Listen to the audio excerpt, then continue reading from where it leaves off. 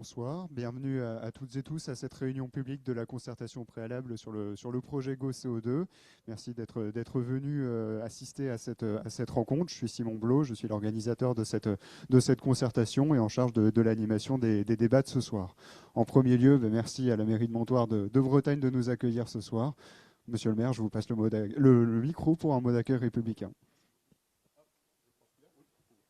Et bonsoir à toutes et bonsoir à tous. Alors moi je suis très honoré comme maire de recevoir cette réunion de concertation qui aurait pu être un peu plus animée avec plus de spectateurs, mais on fera la messe avec ce qu'il y a de paroissiens, comme on dit par chez moi. Et puis je remercie Bruno Michel de m'avoir convié, parce qu'au départ il m'a dit en tant que maire tu dois être présent. Donc j'avais prévu de venir. J'avais une réunion normalement avec les éleveurs de Brière et la région, mais qui a été reportée, donc ça tombait bien, parce qu'autrement, mais je serais quand même venu. Donc merci aux gens du port, merci à toutes les entreprises présentes pour pouvoir nous expliquer ce que c'est que le projet GoCO2, même si les élus que nous sommes déjà bien informés. Je remercie les associations environnementales d'être présentes. Alors, je connais mes amis de l'AEDZRP et puis de Vivre à Gron. Je ne sais pas s'il y en a d'autres, parce que je ne connais pas forcément tout le monde. Mais en tout cas, je vais redonner la parole au maître de cérémonie, et puis en vous souhaitant une bonne soirée, et puis que les échanges soient fructueux et nombreux. Merci monsieur le maire pour votre accueil. Quelques informations déjà sur la réunion de ce soir. Donc, elle se tient à la fois à Montoire de Bretagne en salle, mais elle est aussi retransmise en direct via Zoom. On a une dizaine de personnes qui nous suivent et que je salue. Et donc, il y a un enregistrement, enfin plutôt une captation caméra qui est réalisée en direct. Si jamais vous ne souhaitez pas apparaître sur l'enregistrement, je vous invite plutôt à vous asseoir sur les 4 derniers rangs de la salle. Voilà, comme ça, vous serez dans l'angle mort d'une certaine façon de la caméra. Donc le déroulé de la rencontre de ce soir, donc, il y a 2 principaux objets. Le premier objet, c'est un objet dont il a été assez peu question dans la concertation préalable qui a commencé depuis le 29 septembre, et c'est logique puisqu'on arrive vers la fin, et vers la fin de la chaîne également. C'est le terminal CO2 porté par le maître d'ouvrage LNG. Et puis la deuxième partie de cette réunion, elle sera consacrée aux perspectives de développement d'une filière régionale du CO2, en auditionnant plusieurs intervenants, les maîtres d'ouvrage, mais également d'autres personnes. Donc au niveau de ces 2 principaux temps de présentation, évidemment, il y aura des temps d'échange pour que vous puissiez réagir à ce qui vous est présenté, poser vos questions et, le cas échéant, recevoir des réponses. Donc, les intervenants de ce soir, je vais inviter d'abord l'équipe LNG à me rejoindre. Donc, Bruno Michel, directeur du terminal méthanier, Joachim Labauche, directeur développement CO2, et Quentin Hiblot, responsable technique. Et puis, avant de leur passer la parole, cette réunion publique, comme toutes les autres sur le projet GoCO2, elle est placée sous l'égide de garants désignés par la Commission nationale du débat public. Ils sont 2 à être avec nous ce soir, Marc Navez et Catherine Trébaol. Et je crois aussi que nous avons le 3e en ligne, Monsieur Bompard, effectivement. Donc, je vous passe tout de suite la parole pour quelques explications sur votre rôle et celui de la Commission nationale du débat public. Bon, je crois que vous nous connaissez parce qu'on a déjà rencontré des associations à Montoire de Bretagne, et nous sommes aussi connus ici pour avoir participé à d'autres projets comme EOL sur le port de Saint-Nazaire qui s'est terminé l'année dernière et qui fait l'objet d'une concertation continue. La CNDP, c'est une organisation indépendante de l'État et de la maîtrise d'ouvrage qui a une force vive de 250 garants, dont 3 présents pour un projet aussi important que le nôtre, et aussi parce que dans ce type de projet, il y a quand même eu 40 réunions de concertation à peu près, temps de concertation. Donc nous sommes divisés un petit peu le temps de présence. Nous sommes là en fait pour faciliter le dialogue entre la maîtrise d'ouvrage et les autres participants au projet. Puisqu'un projet, c'est toujours une co-construction.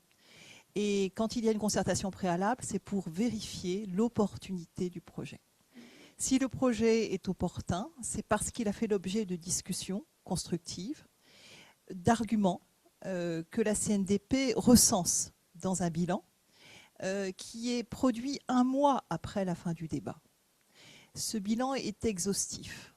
Tout ce qui est dit est enregistré, ça vous le savez, et analysé aussi par nous. Les arguments sont recensés, et à la fin du bilan, les garants font une série de recommandations pour le maître d'ouvrage. Le maître d'ouvrage, à son tour, lira évidemment notre bilan, le complétera, voit le projet aussi à sa manière. Et le bilan du maître d'ouvrage sera présent en ligne 2 mois après notre propre bilan. Et puis ensuite, si le projet est opportun, eh bien, la concertation continue, nous amènera à nous rencontrer de nouveau, l'un de nous 3, jusqu'à l'enquête publique pendant 1 année ou 2. Donc, traçabilité des débats, participation au dialogue et évidemment mise à disposition du garant pour écouter les voix qui se seraient tues éventuellement pendant les réunions, mais qui auraient besoin de s'exprimer d'une autre manière. L'autre manière, c'est les questions-réponses, dont Marc s'occupe attentivement, système SQR. Autre solution, les cahiers d'acteurs. Et puis, autre solution, les lettres au garant éventuellement. Merci de votre participation. Merci Madame Trébaol. Eh bien, monsieur, on vous passe le micro.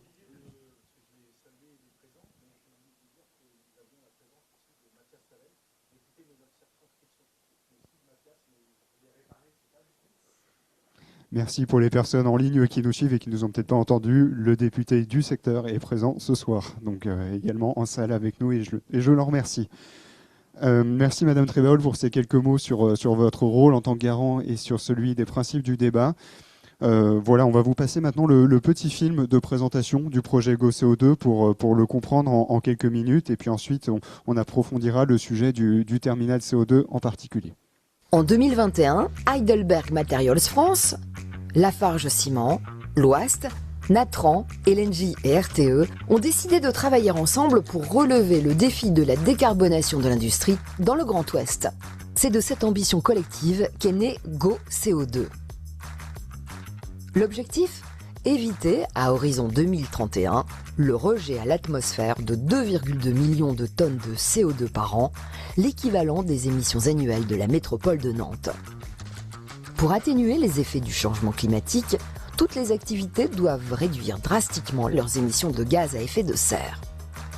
Dans ce contexte, la décarbonation des productions du ciment et de la chaux est indispensable et prioritaire pour plusieurs raisons. D'abord, la production de ces matériaux génère des émissions de CO2, principal gaz à effet de serre, dont une grande partie est inévitable. D'autre part, ces matériaux sont essentiels, utilisés en grande quantité et souvent irremplaçables pour de nombreuses activités.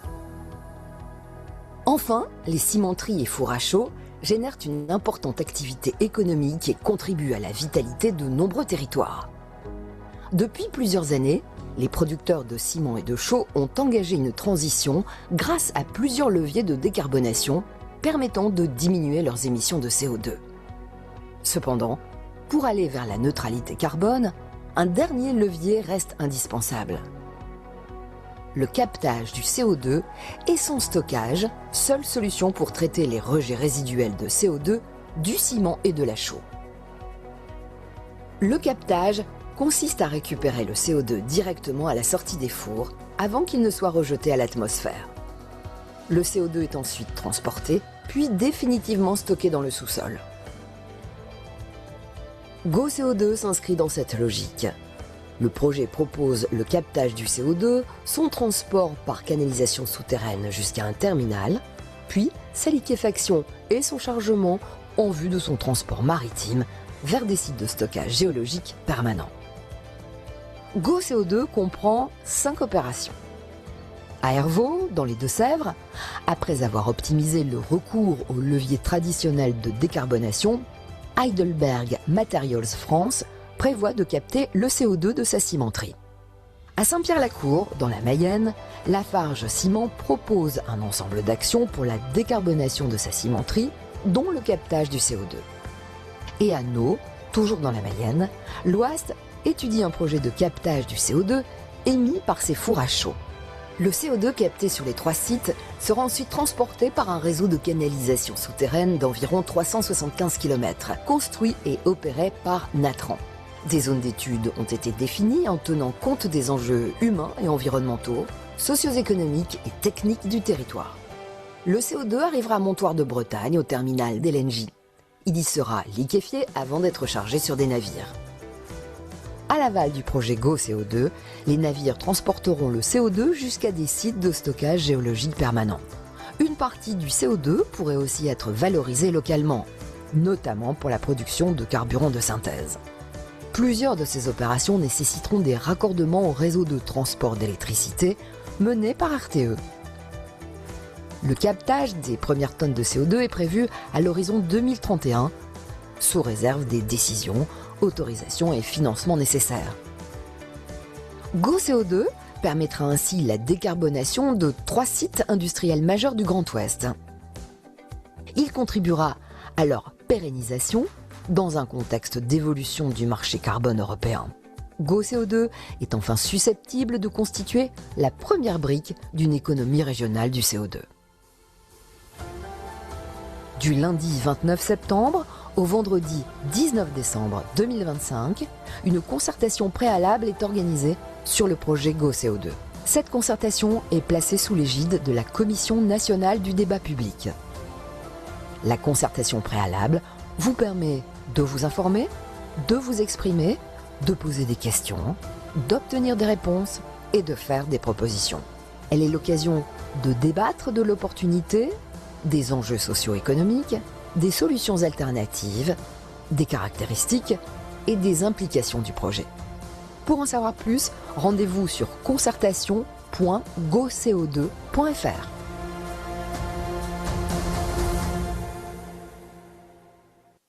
Voilà pour cette présentation rapide du projet GoCO2. Donc ce soir, on va s'intéresser, je le disais tout à l'heure, tout particulièrement au terminal CO2, donc qui est à un bout de la chaîne. Ça n'empêche pas qu'on puisse également revenir, si vous le souhaitez, lors des temps d'échange, sur les étapes amont qui ont déjà fait l'objet aussi de réunions publiques. Et à ce titre, voilà, je salue les autres maîtres d'ouvrage du projet GoCO2 qui sont également présents en salle. L'équipe Lafarge Ciment, Thomas de Charette, Christophe Landais qui sont avec nous ce soir. L'équipe Heidelberg Materials avec Bruno Manivet, Laurent Musard de Natran, ex-GRT Gaz, et Ophélie Calonnec de RTE. En tout cas, je passe la parole désormais à l'équipe LNJ pour nous parler plus spécifiquement du terminal CO2, en commençant, je crois, avec vous, Monsieur Michel. Alors paradoxalement, moi je vais vous parler du passé et pas du CO2, mais de ce qu'est le terminal aujourd'hui. C'est-à-dire que le terminal méthanier aujourd'hui, il a 45 ans, il a été bâti en 80. Vous le connaissez tous, il y a 150 personnes qui y travaillent, il est sur à peu près 70 hectares avec ses 3 grands réservoirs de 120 000 m3 de gaz naturel liquéfié. Et son ambition, c'est toujours la même, depuis le début, c'est de transformer ce gaz liquide en gaz gazeux et de l'injecter sur le réseau français et d'assurer un approvisionnement sûr et diversifié de la France en gaz. Ça représente à peu près un quart, la capacité du terminal, c'est à peu près le quart de l'alimentation française en gaz. C'est ce qui s'est passé dans les 5 dernières années. Le terminal, on va dire dans les 5 ou 7 dernières années, le terminal n'a jamais aussi bien émis et autant émis. C'est ce qui permet aussi de prolonger son espérance de vie et de la même façon que des centrales nucléaires qui connaissent un grand carénage au bout de leur 40e année, il a été décidé de prolonger son espérance de vie jusqu'à 2035, voire 2041. La capacité moyenne qui est inscrite ici dans les années à venir serait plutôt de 80 navires plutôt que de 100 ou 120 navires. Alors, ça ne sera pas les beaux jours du port sans doute qui auraient aimé retrouver 120 navires par an, mais on a beaucoup de travaux à réaliser sur ce terminal et on va en parler parce que ces travaux correspondent à une évolution de l'ambition de cette installation industrielle. Alors justement, je vais commencer par le centre parce que j'aime bien la mobilité chargement, camion citerne et GNL. On a beaucoup travaillé sur les 5 dernières années sur la propreté dans la mobilité, c'est-à-dire le GNL comme carburant, parce que ça n'émet pas ni soufre, ni particules fines, et ça n'émet qu'un peu moins de CO2 que les autres carburations. Donc on a beaucoup développé, il y a aujourd'hui entre 5 et 7 000 camions citernes GNL qui sortent du terminal par an et qui vont alimenter différents réseaux, à la fois dans la région Pays de Loire, mais aussi bien au-delà jusqu'à la région parisienne. Ça a été un premier axe de travail pour aller vers une décarbonation. Le deuxième axe de travail, c'est que ce terminal, depuis à peu près 7 ans, enfin entre la période, on va dire 2023 et 2030, il aura eu à peu près un demi-milliard d'euros d'investissement. C'est juste énorme, c'est parce que sa vocation va changer. Et le projet qui sera le plus caractéristique dans les années à venir, ce sera le projet dit Ulysse. C'est un grand voyage, effectivement, puisque entre 2025, la fin de cette année, et 2031, ce projet Ulysse à lui seul, il représente à peu près 230 millions d'euros. Et il consiste justement à finir la décarbonation de l'installation industrielle en elle-même, c'est-à-dire à ne plus produire de CO2 à l'horizon 2030 et être la première installation industrielle sur l'estuaire de Loire qui n'émettra plus de CO2. Pourquoi?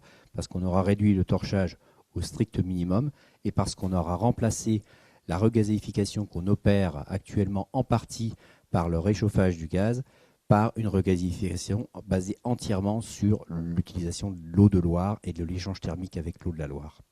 Donc on aura un terminal à but zéro CO2 en 2030, 2031.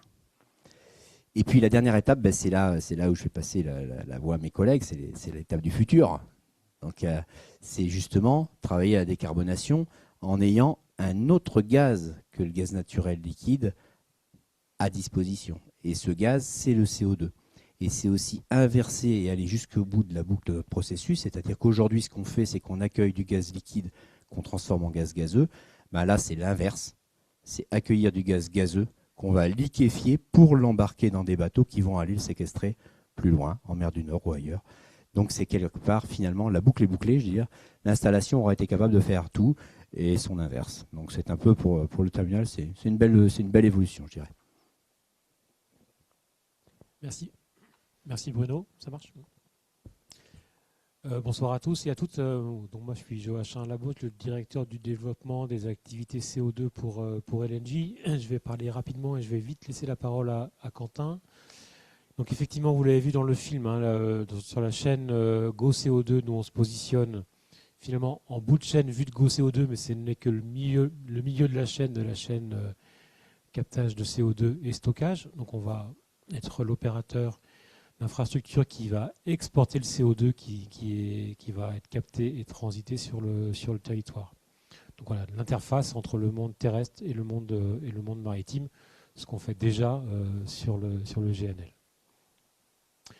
Voilà, donc cette carte, vous l'avez déjà vue. Pour ceux qui ont suivi les débats, vous l'avez déjà vue à plusieurs reprises. Donc ça rappelle la position de tous nos partenaires ici présents, les 3 sites émetteurs, le réseau de pipe de Natran et la position du terminal à Saint-Nazaire, et sans oublier les raccordements électriques de RTE qui sont nécessaires pour les diverses opérations de captage chez les cimentiers et pour les opérations de liquéfaction qu'on prévoit sur le terminal. Donc, effectivement, nous, LNG, assez rapidement, on a identifié ce sujet du CO2 comme un sujet qui correspond bien à notre savoir-faire et sur lequel on a des atouts assez uniques finalement. Bon, déjà, notre ADN, notre savoir-faire, c'est d'être un opérateur portuaire, un exploitant d'infrastructures portuaires, comme le disait Bruno depuis 45 ans ici à Montoire. La cryogénie, c'est notre sujet, hein, voilà, on va en parler. Moins 160 pour le GNL, moins 45 pour le CO2, donc c'est des choses qui se ressemblent et qu'on saura faire. Et puis on a aussi une position d'infrastructure multi-client, c'est-à-dire que notre position dans la chaîne de valeur du GNL ou du gaz, c'est d'être un opérateur d'infrastructure ouvert à tous. Voilà. Et donc c'est bien dans cette logique-là qu'on va aussi développer le projet GoCO2. Et donc on en reparlera peut-être plus tard lors de la table ronde, mais voilà, on a eu une approche d'ouvrir le projet GoCO2 à l'ensemble des émetteurs et des clients, enfin des utilisateurs de l'infrastructure intéressés à l'horizon 2030. Et ça, c'est vraiment notre savoir-faire et notre ADN qui est finalement tout à fait adapté au contexte du CO2. Et puis le dernier point, c'est nos actifs, hein, le site qui a un potentiel de développement qui est assez unique, qui est positionné au cœur de la zone portuaire, avec du foncier disponible. Voilà. Et puis on le verra aussi avec des opportunités de synergie entre les activités GNL et les activités CO2 qui sont relativement uniques sur ce type de sujet. Voilà, donc maintenant je passe la parole à Quentin on va rentrer un peu plus dans le détail de la technique. Bonsoir à tous. Merci Joachim. Quelques déjà, on va dire, éléments pour comprendre le principe général de fonctionnement donc, de ces nouvelles unités de liquéfaction du CO2. Donc le gaz est transporté et réceptionné, donc il est livré par un poste de livraison Natran au niveau du terminal. Nous, de notre côté, on va avoir plusieurs étapes nécessaires au traitement de ce gaz. La première, ça va être la compression du gaz. Ensuite, on va également avoir des étapes de pré-traitement qui vont nécessiter une filtration par adsorption et qui permettra d'éliminer certains polluants. On aura enfin l'étape de liquéfaction. Donc la liquéfaction, elle va être assurée grâce à 2 équipements distincts. Le premier, c'est une machine frigorifique pour produire le froid grâce à l'électricité, par de l'électricité. Et l'autre alternative, c'est l'utilisation de la synergie, qui va fonctionner avec le terminal méthanier. Et puis pour finir, le produit est distillé pour éliminer certains gaz non condensables et stocké dans des sphères de stockage en attendant l'arrivée du navire qui permettra d'expédier la cargaison. Donc également, le projet intègre la construction d'une nouvelle jetée pour recevoir ces navires. Ces nouvelles jetées seront équipées de bras de chargement qui ressemblent fortement à ceux qu'on a déjà pour le GNL. Et donc voilà, on peut passer à la slide suivante. Alors, sur cette slide, on a une implantation prévisionnelle donc, du site. Alors j'ai un pointeur, je crois. Oui. Donc on retrouve ici sur cette modélisation en 3D du terminal, on retrouve les 3 réservoirs de stockage qu'on connaît tous bien pour ceux qui passent souvent à Montoire, qui sont bien présents dans le paysage déjà. Nous, les nouvelles installations pour la liquéfaction du CO2 se situent à l'est du site, dans cette zone. Donc on retrouve ici toutes les installations nécessaires au traitement du gaz et à la liquéfaction du gaz. Et puis on retrouve ici dans cette zone toutes les installations pour le stockage, avec notamment les 2 principales sphères de stockage, donc celle-ci et celle-ci, qui auront toutes les 2 chacune une capacité de 15 000 m3 de stockage. Donc ça, c'est à mettre en relation avec, comparativement aux cuves de stockage du GNL, donc on est sur du 120 000 m3 pour les cuves de GNL, versus ici on est sur du 15 000 de capacité. Également en termes d'impact paysager, là on voit en relatif les dimensions des capacités, donc on est sur au maximum 35 mètres de hauteur ici sur des sphères de stockage, et ce seront les équipements qu'on verra le plus du projet. Et puis pour finir, on retrouve ici la nouvelle jetée qui sera dédiée au service des navires CO2. Ouais, ok.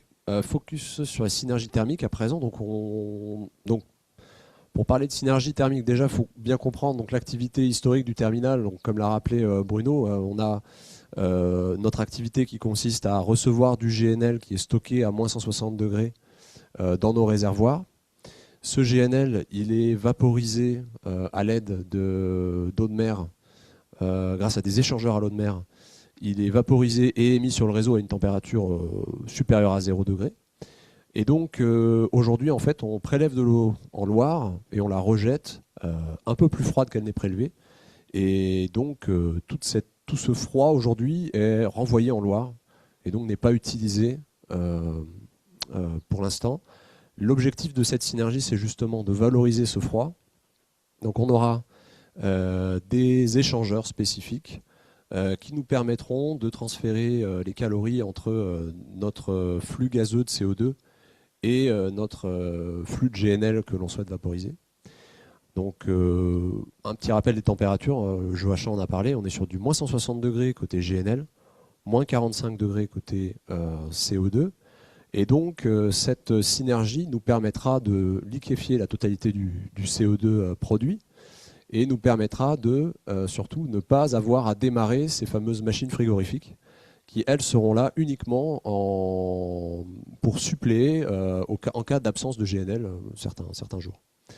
Donc l'avantage principal qu'on retrouve avec cette synergie, c'est bien sûr l'économie d'énergie, donc une production du CO2 au moindre coût et avec une moindre consommation d'électricité.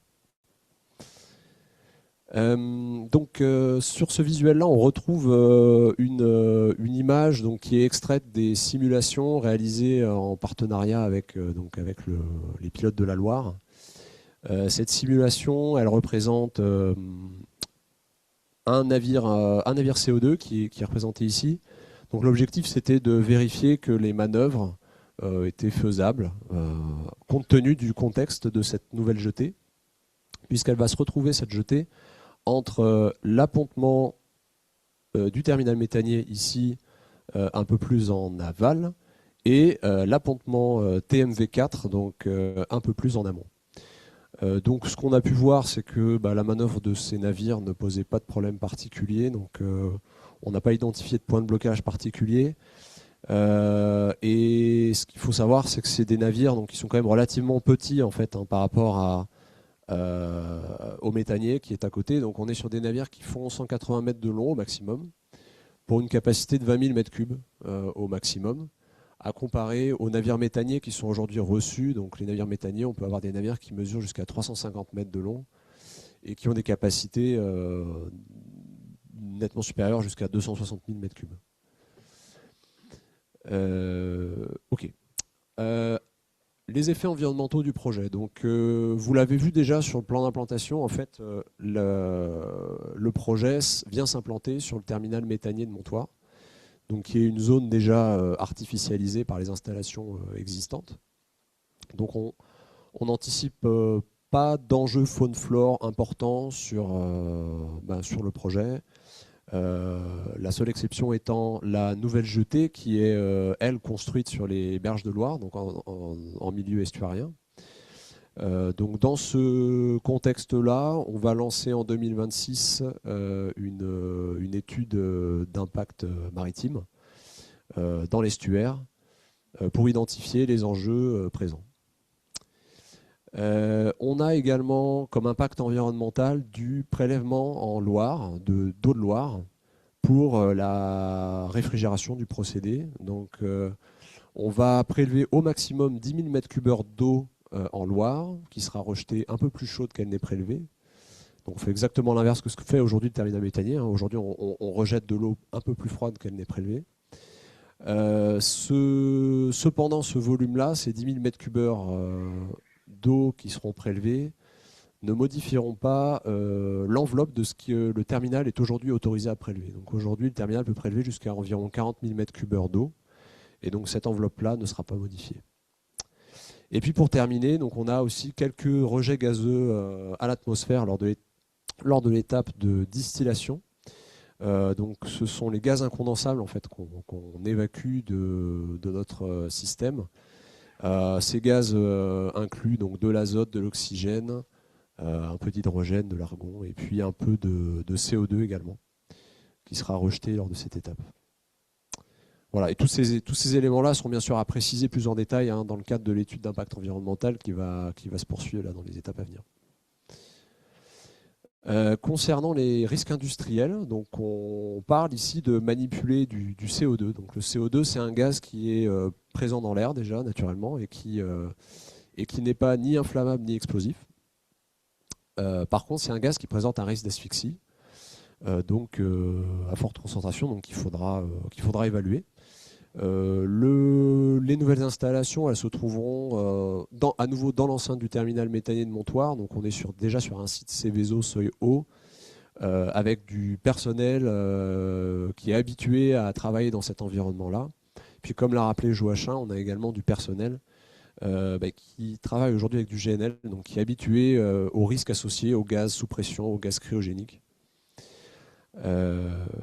Voilà. Donc l'étude de danger reste à venir aujourd'hui, donc elle permettra de préciser plus dans le détail les risques auxquels on est exposé. Elle permettra également de définir les mesures de maîtrise des risques à mettre en face pour réduire au maximum les risques pris.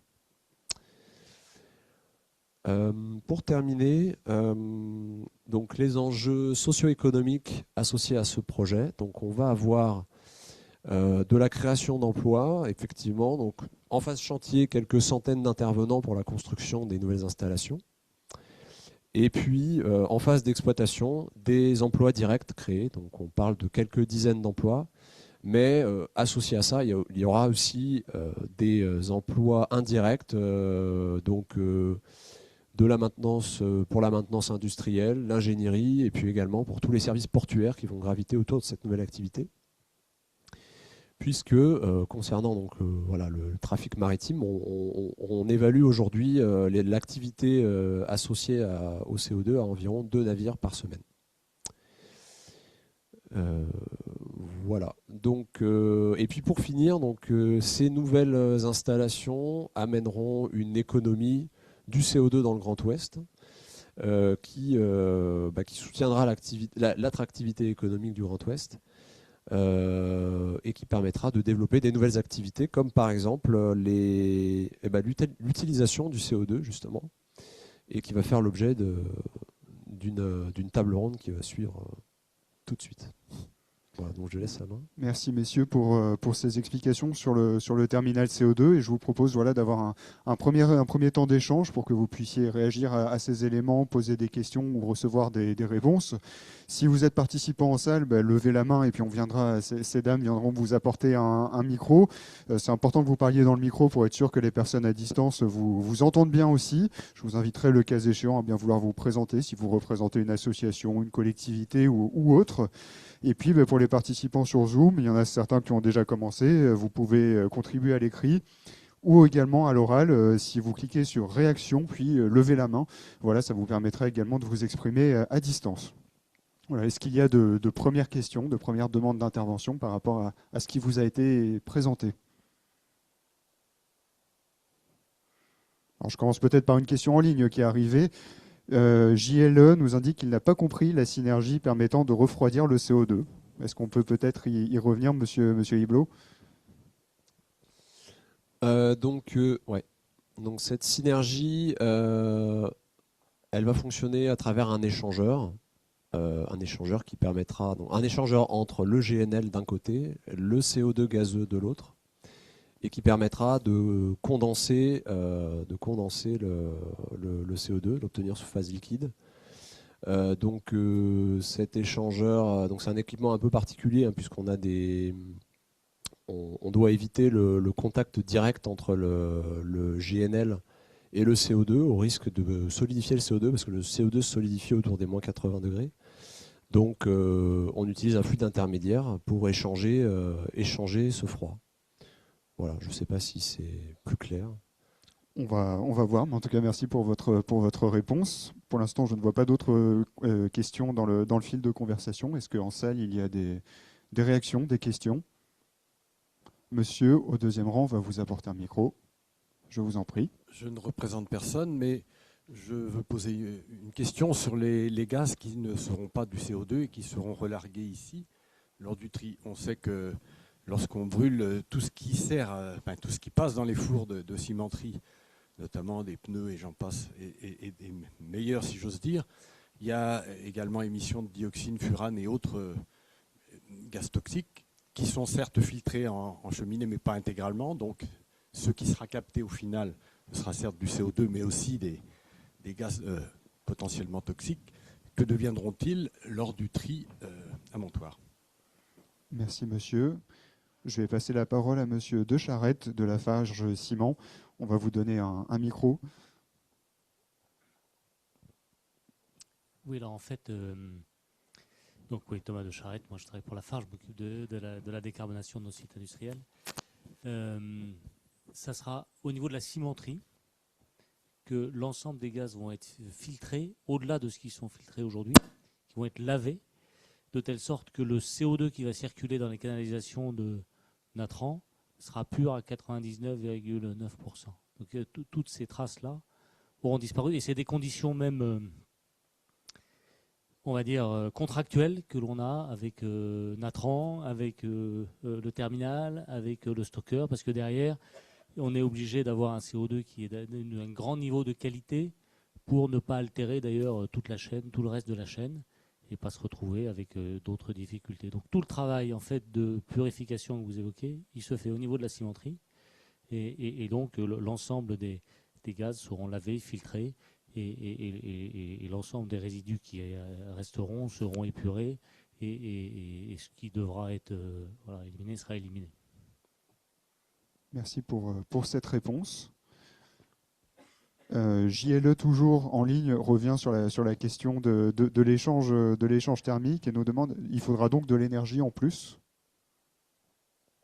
Alors, de l'énergie, en fait, on va s'épargner, on va s'éviter les consommations électriques associées à la réfrigération du CO2. Par contre, on aura quand même toujours quelques consommations d'énergie résiduelles. Donc la partie réfrigération, oui, on l'évite totalement. Et les consommations résiduelles, en fait, ce seront les équipements auxiliaires qui gravitent autour, dont j'en parlais au départ. Donc c'est la toute première compression, par exemple, elle sera nécessaire. On aura également dans le terminal CO2, donc une fois qu'on produit ce CO2 cryogénique, on a toujours des entrées de chaleur dans les réservoirs donc, qui vont conduire à une évaporation naturelle du produit final dans ces cuves. Donc ces évaporations naturelles, il faudra les traiter, donc elles seront elles aussi comprimées. Et donc il y a quand même des consommations résiduelles qui vont rester, mais le gros des consommations sera pris en charge par les synergies. Voilà. Merci. Est-ce qu'il y a d'autres questions, réactions? Monsieur, on vous apporte un micro. Bonsoir, Mathias Tavel, député. Sans rentrer dans tout le détail, mais juste sur le dernier point que vous venez d'évoquer. Monsieur Michel, au début, vous nous dites que le terminal a vocation à fonctionner jusqu'à 2035-2041. Et vous nous dites on va refroidir le CO2 avec le froid du GNL. Mais si le terminal n'utilise plus, ou en tout cas beaucoup moins, ne réchauffe beaucoup moins de GNL après 2041, votre synergie, elle ne fonctionne pas après 2041. Et donc vous avez à ce moment-là besoin d'énergie supplémentaire. Merci pour cette question, monsieur Michel. Alors, le schéma, vous posez une question qui est liée à l'avenir contractuel du terminal. Aujourd'hui, le terminal est totalement souscrit jusqu'à 2035. C'est-à-dire son avenir commercial est totalement assuré jusqu'à 2035 à 100% de souscription. Donc, comme je l'ai dit, en ayant mis pratiquement un demi-milliard d'investissements sur les 7 dernières années, bien évidemment que le terminal va être remodernisé et sera capable de faire 20 ans de plus. Donc, dès l'année prochaine ou l'année suivante, nous allons recommercialiser de la capacité au-delà de 2035, vers l'infini et au-delà. Donc, clairement, on va commercialiser du 2035-2045. Donc, l'avenir du GNL n'est pas mort avant 2045, pour répondre à votre question, clairement. Donc, la source de froid n'est pas près de s'éteindre. Merci pour cette précision. D'autres questions, interventions? Je n'en vois plus en ligne pour le moment. Ah si, monsieur, au troisième rang. Je vous en prie. Oui, merci. Moi, ce qui m'intéresse dans ce que vous avez dit là, c'est connaître un petit peu les quantités. Vous parlez de CO2, etc. J'aimerais savoir quelle quantité de CO2 vous attendez à recevoir en fin de parcours. Cette question liée aux navires qui vont les carboniers, là, comme vous les appelez, les carboniers qui vont les embarquer ensuite, qui vont embarquer des quantités de CO2 pour être enfouis. Vous parlez de navires qui ne sont pas très gros, 20 000 mètres cubes. Donc, première question, quelle quantité vous allez recevoir? Navire. Supposons également que demain ou après-demain, il y a une panne. Il y ait, pour de multiples raisons, le CO2 qui n'arrive pas. Que se passerait-il?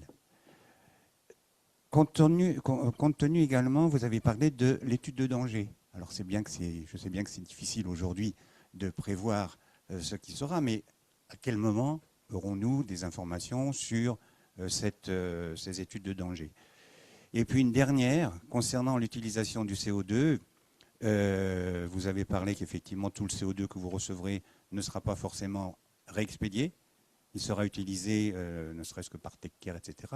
Quelle quantité, quelle part de CO2 sera utilisée par TechCare et par d'autres peut-être, et quelle quantité de CO2 sera destinée à l'enfouissement dans les fonds marins? Merci monsieur. Est-ce que vous pouvez vous présenter simplement? Michel Leclerc, je suis membre de l'association environnementale d'Angeoise des zones à risque et du PPRT. Bien. Merci monsieur. Plusieurs questions en une, du coup, je ne sais pas par laquelle vous souhaitez commencer.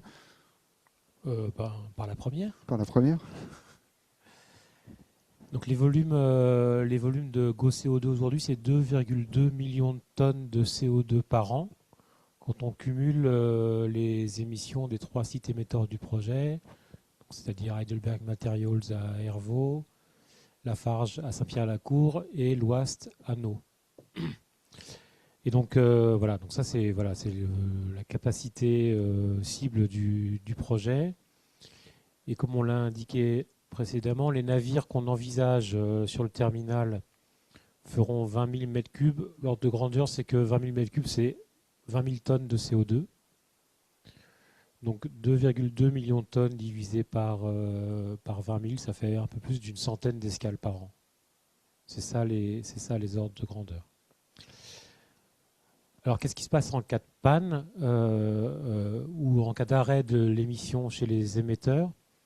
Bon, ça c'est un cas qu'on regarde déjà. On travaille déjà avec les partenaires parce qu'au-delà des pannes, il y aura des périodes d'arrêt, de maintenance. Et donc c'est les travaux qu'on mène pour justement coordonner les arrêts des uns et des autres pour éviter les ruptures de flux. Si tout le monde s'arrête en même temps, il ne se passe rien. Le système est à l'arrêt et puis on redémarre tous ensemble. Donc c'est effectivement des sujets qu'on regarde. Mais l'arrêt du flux dans le tuyau n'est en aucun cas problématique. C'est juste un sujet de programmation et de coordination des arrêts les uns avec les autres. Et en cas d'arrêt inopiné d'un émetteur, il y a le réseau qui fait 375 km peut aussi faire, dans une première phase, un peu de tampon. Il y a une capacité. Le pipe peut respirer, en fait, la pression elle peut un peu varier, donc il y a de la capacité en fait, de ce qu'on appelle du stockage en ligne. Et puis ensuite, sur le terminal, les deux sphères de stockage, elles sont là pour ça, en fait. Les sphères de stockage, elles sont là, c'est du stockage qu'on appelle tampon, qui sont là pour justement lisser les arrivées gazeuses et les départs liquides. Donc ces réservoirs-là, sur le terminal, ils ne sont pas là pour, vous avez compris, pour stocker définitivement le CO2. Ils sont juste là, justement, pour adapter les fluctuations de débit chez les émetteurs et les arrivées discontinues des navires. Donc c'est tout l'enjeu des travaux qu'on mène, c'est de dimensionner au plus juste, au mieux en tout cas, plus je ne sais pas, mais au mieux, pour qu'on soit le plus résilient possible face aux aléas, que ce soit des arrêts programmés ou des arrêts pour panne qui arrivent dans des systèmes industriels.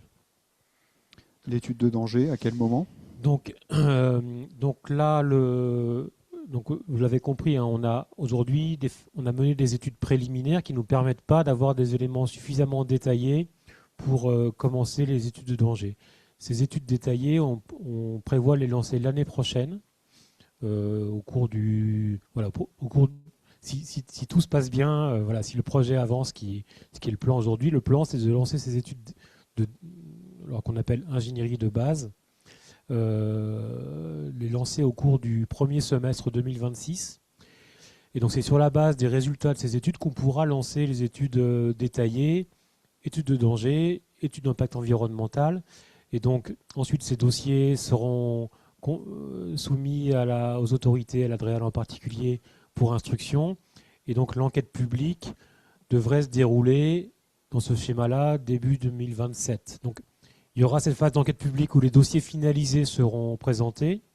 Mais entre-temps, et ça a été aussi mentionné tout à l'heure par Madame Trebaol, c'est que là, on est dans cette phase de concertation préalable qui va se terminer le 19 décembre.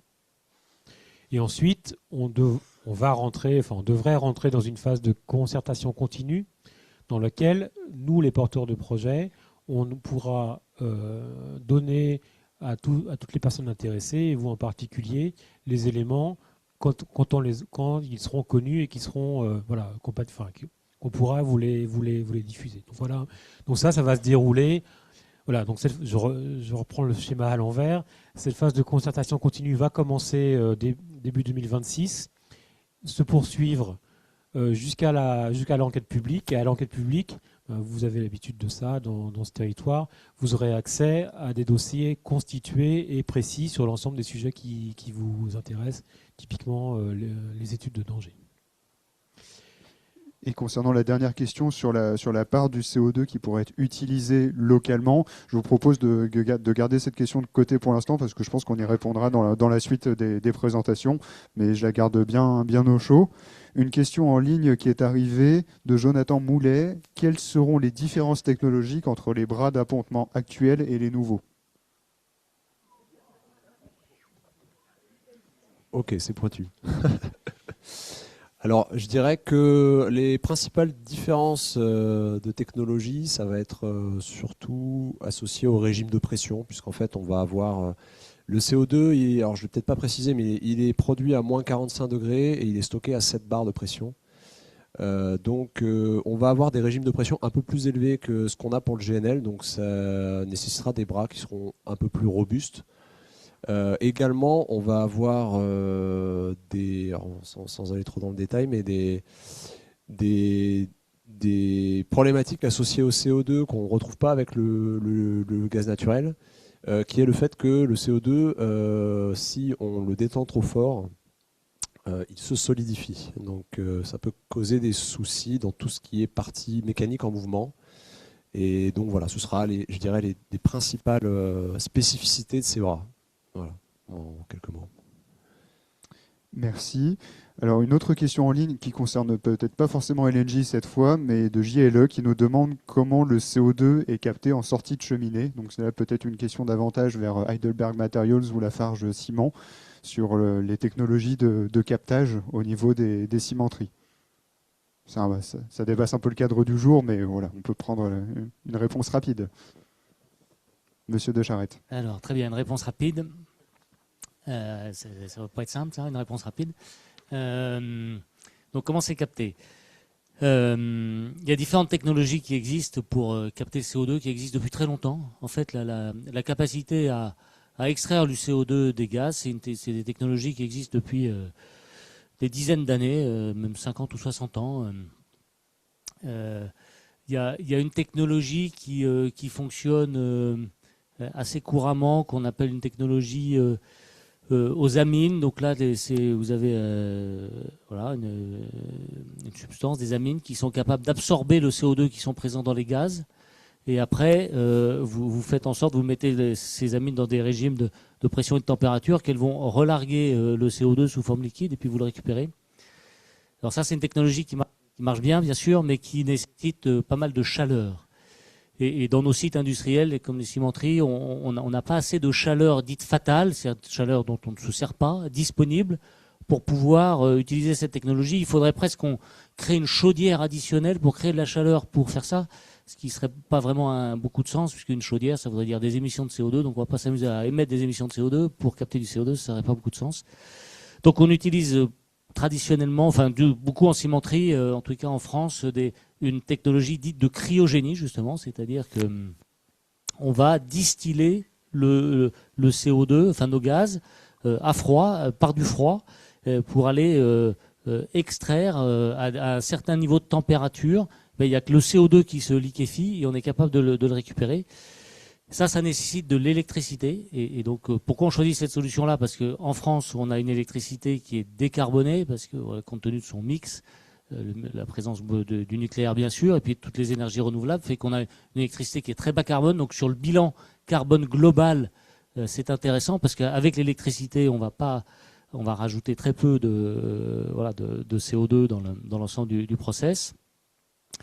Mais bien sûr, du coup, ça nécessite d'augmenter la puissance électrique qu'on a besoin sur nos sites. C'est un des enjeux. C'est pour ça que RTE est présent à nos côtés et fait partie de la concertation, parce que c'est un des acteurs clés, puisqu'on va avoir besoin de nouveaux raccordements électriques sur nos sites. Et donc, voilà, donc c'est cette solution-là qui est utilisée. Et c'est ce que j'expliquais tout à l'heure par rapport à votre question, c'est que pour faire cette distillation à froid, il faut amener les gaz dans un niveau de concentration de CO2 déjà assez important, et puis le plus épuré possible. Donc c'est pour ça qu'il y a tout un système de pré-traitement de nos gaz entre la cheminée actuelle, et donc on va les laver pour les amener à un certain niveau de concentration de CO2, et dans lesquels on aura éliminé un certain nombre d'éléments pour que du coup cette distillation à froid fonctionne de manière efficace. Voilà, c'était le plus rapide que j'ai pu faire. Merci beaucoup. Et il y a la version complète qui est disponible sur le site internet avec les enregistrements des vidéos, les verbatims, les présentations des cryocap et comment tout ça fonctionne précisément. Est-ce qu'il y a peut-être une dernière question avant qu'on poursuive les échanges et les présentations en s'intéressant à la table ronde sur l'économie régionale du CO2 ? Monsieur, on vous apporte le micro. Oui, j'avais oublié tout à l'heure. Vous avez parlé d'une nouvelle jetée. Est-ce que vous pouvez nous en dire un peu plus, à la fois sa profondeur, sa surface et les conséquences environnementales qui peuvent en découler? Merci. Monsieur Hublot, on revient sur le... On peut revenir à la, à la diapo. On va remettre en régie alors je ne sais plus les numéros, je reprends. La numéro 16, s'il vous plaît. Voilà. Voilà. Donc, ouais. Alors, en termes de... Celle d'après. Ah oui, ok. Ah voilà, ouais. Donc, en termes de superficie déjà, alors je vais pas les chiffres exacts en tête, mais on est de l'ordre sur des plateformes qui vont faire de l'ordre d'une 20aine de mètres par une 30aine de mètres de mémoire. Donc, on parle ici de la plateforme principale qui se situe ici. Après, donc, cette nouvelle jetée, elle sera construite, elle nécessitera la construction de pieux jusqu'au rocher, hein, donc qui est à environ une quarantaine de mètres sous le niveau de la Loire. Hein. Voilà. Est-ce que j'ai répondu aux deux questions, je crois? Profondeur, surface, conséquences environnementales? Alors oui, conséquences environnementales, ça ce sera étudié l'année prochaine, puisqu'on va on va démarrer l'année prochaine l'inventaire marine. Donc on pourra, à la fin de cet inventaire, avoir un état des lieux des enjeux qui se situent à cet endroit. Voilà. Merci pour ces premières réponses. Est-ce qu'il y avait, monsieur le député, on vous apporte le micro. Merci. Tout d'abord, je vous prie de m'excuser, mais je vais devoir vous quitter pour une autre réunion. Mais vous avez évoqué le terme d'économie régionale du CO2. Si je raisonne, là, le point de départ, c'est si on veut limiter les émissions, on a besoin de capter et de stocker parce qu'on n'arrivera pas à tout réduire, parce qu'aujourd'hui, les technologies ne nous permettent pas de produire du ciment sans avoir un minimum de rejet. Mais l'objectif, ça reste quand même de réduire à la source les émissions. Or, une fois qu'on a créé un terminal pour liquéfier, il faut qu'il serve, il faut que l'investissement soit rentabilisé. Et donc, on se retrouve un peu aussi dans la logique qu'on a quand on a un incinérateur de déchets qui sert pour le réseau de chaleur urbain. On n'est plus incité à réduire les déchets parce que sinon, on n'est plus capable de produire le chauffage. Et donc, je voudrais savoir dans quelle mesure les projets que vous portez ne risquent pas, si demain on a un saut technologique qui nous permettrait de décarboner davantage la production de ciment ou de chaux, finalement de bloquer ces investissements-là. Ou alors est-ce qu'il y a un engagement contractuel sur le volume, le nombre de millions de tonnes de CO2 que les trois porteurs de projets s'engagent à livrer à LNG chaque année et que du coup, quelles sont les procédures d'évaluation, de révision et l'expertise, disons, indépendante sur le fait qu'on est bien en train de parler d'émissions incompressibles et pas d'émissions qui sont de fait résiduelles, mais qu'on pourrait réduire encore si on le voulait. Merci pour cette question.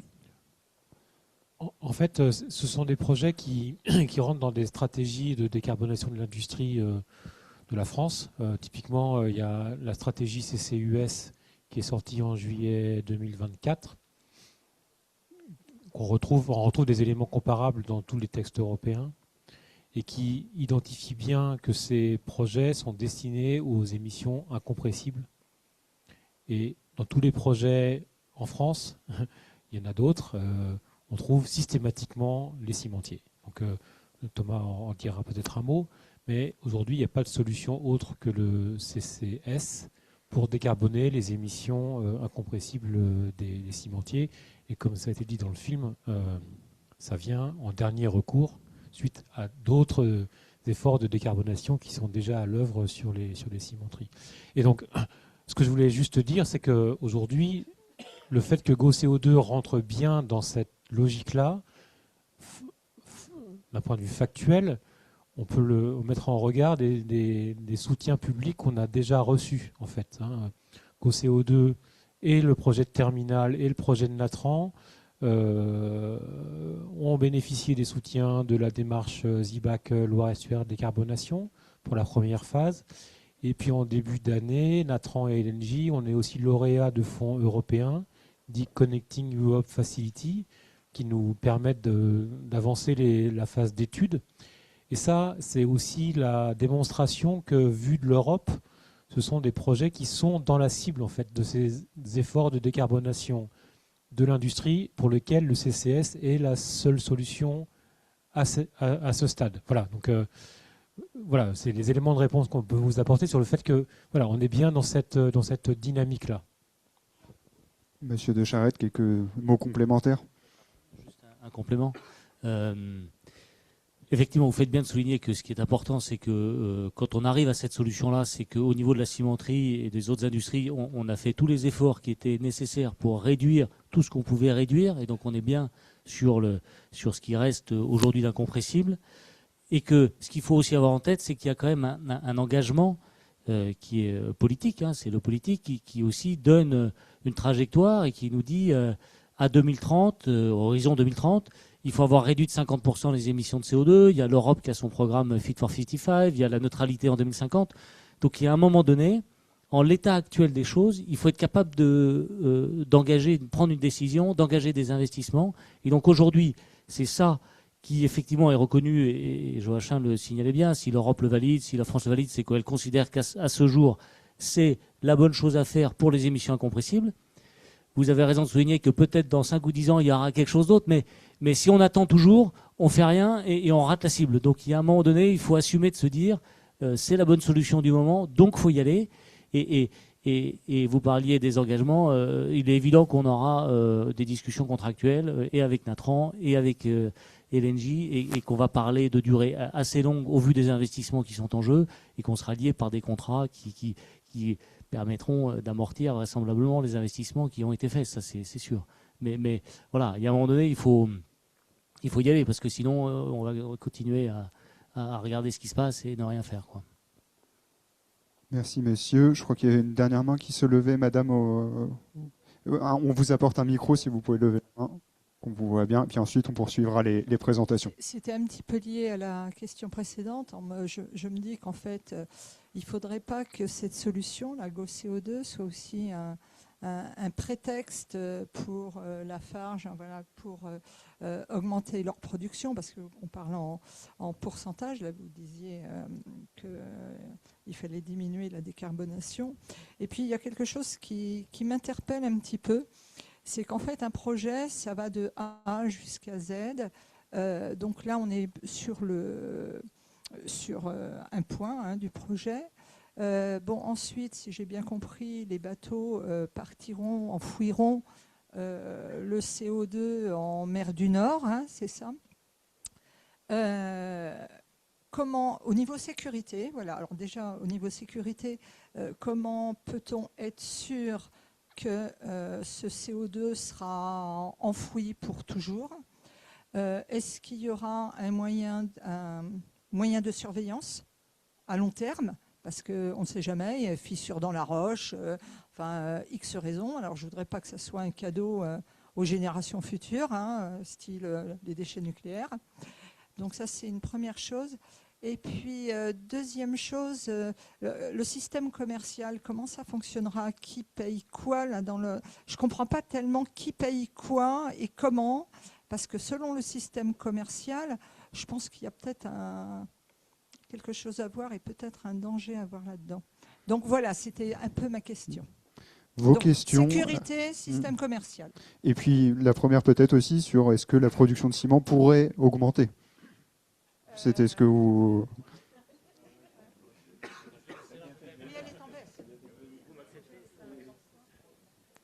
Pardon, excusez-moi. Pour reprendre sérieusement, la consommation de ciment.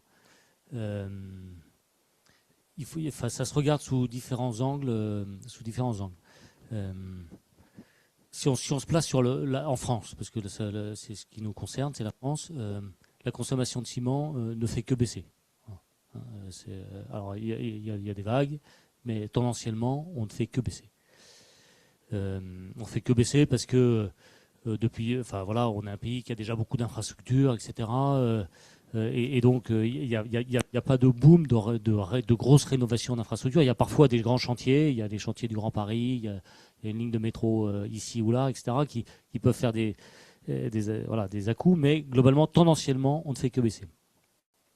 Même si aujourd'hui, on est dans un déficit de logement chronique et critique. On n'a jamais aussi peu construit de logements que depuis la Seconde Guerre mondiale. Il y a un déficit majeur de logements et c'est un vrai sujet. Alors, ça ne veut pas dire que tous les logements se construisent avec du ciment et du béton, c'est pas ce que je suis en train de dire, mais je suis en train de vous dire que la construction, mais quand même, mais la construction, le logement est en grand déficit, quoi. Et voilà, bon, c'est un sujet, je ne viendrai pas dessus, mais il va falloir quand même trouver une réponse à ça, parce que voilà, il y a un manque critique, que ce soit du logement social, que ce soit du logement intermédiaire, que ce soit du logement, etc. Autre élément aussi intéressant, bien sûr, aujourd'hui, dans la construction, on ne construit plus du tout aujourd'hui comme on le construisait il y a 20 ou 30 ans. Il y a une mixité des matériaux qui est évidente et qui est bénéfique. Et nous, même si producteurs de ciment, de béton, on ne renie pas ça du tout. On considère qu'effectivement, il y a très certainement une sobriété à utiliser notre matériau. Voilà, il faut le reconnaître, parce qu'il y a des applications pour lesquelles c'est certainement mieux. Je peux pas citer tous les matériaux, donc mais mettre de la brique ici, mettre du bois là, mettre ce que vous voulez.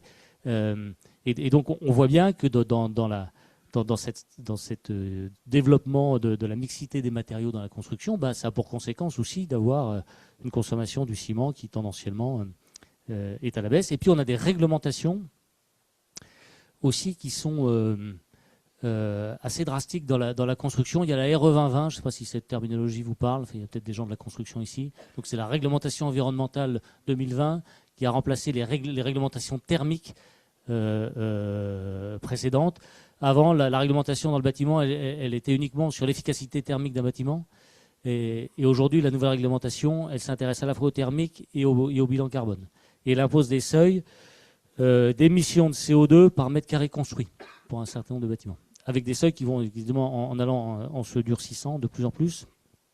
Et évidemment, dans le poids carbone d'un bâtiment, le ciment et le béton ont un poids non négligeable, c'est peut-être 20-25%.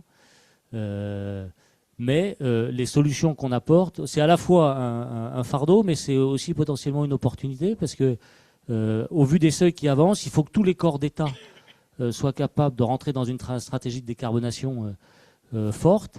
Et vraisemblablement, notre activité cimentière, on sera en capacité de réduire peut-être plus fortement, plus rapidement le poids carbone de nos produits que les autres matériaux, et on sera certainement un des moyens intéressants pour atteindre ces seuils réglementaires rapidement. Donc voilà, pour tout ça pour vous dire que effectivement, aujourd'hui, quand on construit des projets comme ça, on regarde effectivement quelles peuvent être les évolutions de la consommation du ciment dans les années à venir. Il y a même l'ADEME qui a fait un certain nombre de scénarios, ça peut vous intéresser, vous regarderez sur le site de l'ADEME, qui sont des scénarios intellectuels, on va dire, mais ils sont assez bien écrits. Il y a le scénario du laisser-faire, on fait rien, qu'est-ce qui se passe. Il y a le scénario de la frugalité totale, il y a un scénario intermédiaire, il y a un scénario où on croit qu'à la technologie.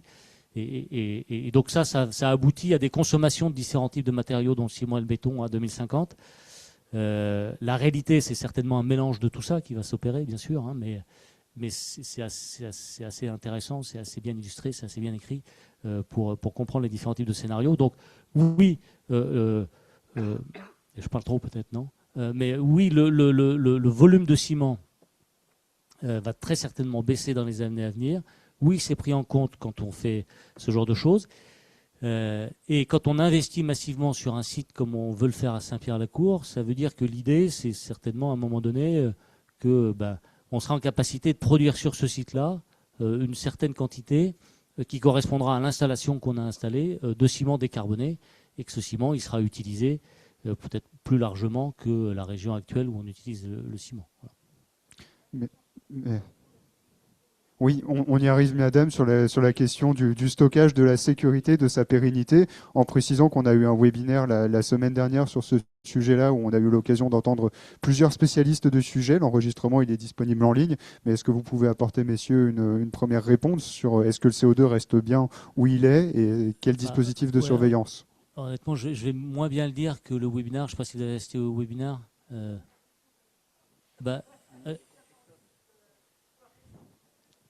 Je vous encourage. Alors ma réponse, elle est hyper simple. Je vous encourage à regarder le webinaire.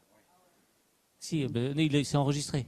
Honnêtement, on a eu beaucoup de. Honnêtement, il est très bien fait. Et si jamais, à l'issue de ça, vous avez toujours des questions, vous les posez dans la foire. Je ne sais pas que je vais y esquiver, mais ce que je vais raconter va être honnêtement bien moins bien dit que ce qui a été expliqué sur la manière dont c'est contrôlé, sur la manière dont on identifie les zones qui sont propres à stocker du CO2, sur la manière dont dont derrière on injecte dans certaines conditions, on contrôle effectivement les phénomènes, on contrôle les phénomènes de sismique, on contrôle tout ça.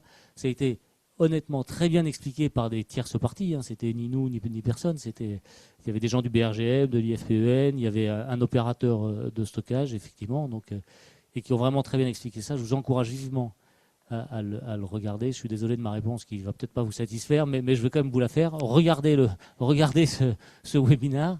Et si jamais vous avez effectivement des questions, n'hésitez pas. Sur le site, vous posez toutes les questions et on y répondra. Monsieur Naves, vous souhaitiez ajouter quelques mots? Non, rien de. Non, c'était pour dire que le webinaire, il était sur le site de la concertation. Donc, au contraire, il faut y aller parce que c'est vrai que c'est les spécialistes qui ont pu intervenir à cette occasion-là. On ne peut pas les remobiliser chaque semaine. Mais oui, là, vous aurez des réponses plus précises et effectivement la possibilité de poser des questions complémentaires si vous en avez. Et la dernière question de madame était qui paye quoi? Ouais, je vais prendre la question même si ça aurait pu être Thomas de nouveau. Donc effectivement, je vais pas. Il y a un webinaire relatif aux enjeux économiques. C'est vrai, mais je vais quand même répondre. Donc les fondamentaux économiques de GoCO2, c'est le fait que les émetteurs comme Lafarge, Heidelberg et l'Ouest sont soumis aux quotas d'émissions de CO2 ETS européens. Donc ils payent leurs émissions. À chaque tonne de CO2 émise dans l'atmosphère, il y a un quota qui est le marché carbone européen. Donc l'enjeu pour les émetteurs de GoCO2, c'est d'investir dans une chaîne, d'investir dans une chaîne de captage de CO2 et de stockage, plutôt que de ne rien faire et de payer le quota de CO2. Donc au final, ce sont les émetteurs qui payent. Et donc ils vont, dans le schéma dans lequel on est là, ce sont les émetteurs qui vont investir sur leur site les unités de captage de CO2 à leur cheminée, donc la technologie que décrivait Thomas de Charette tout à l'heure. Et ensuite, ils vont souscrire des capacités de transport auprès des opérateurs de transport que sont, dans l'ordre, Natran pour la canalisation, LNG pour le terminal, un opérateur pour le bateau, et puis au final, un développeur d'un stockage qui va vendre un service de stockage définitif du CO2. Et tous ces coûts, finalement, vont remonter auprès de l'émetteur qui va s'acheter finalement.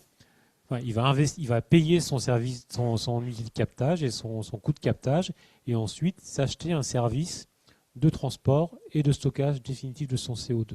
Donc c'est ça à la SERP, c'est ça le modèle économique d'un projet comme GoCO2. Et donc, de nouveau, je vous invite à regarder le webinaire dédié aux enjeux économiques qui décrit plus en détail la façon dont fonctionne le marché carbone européen.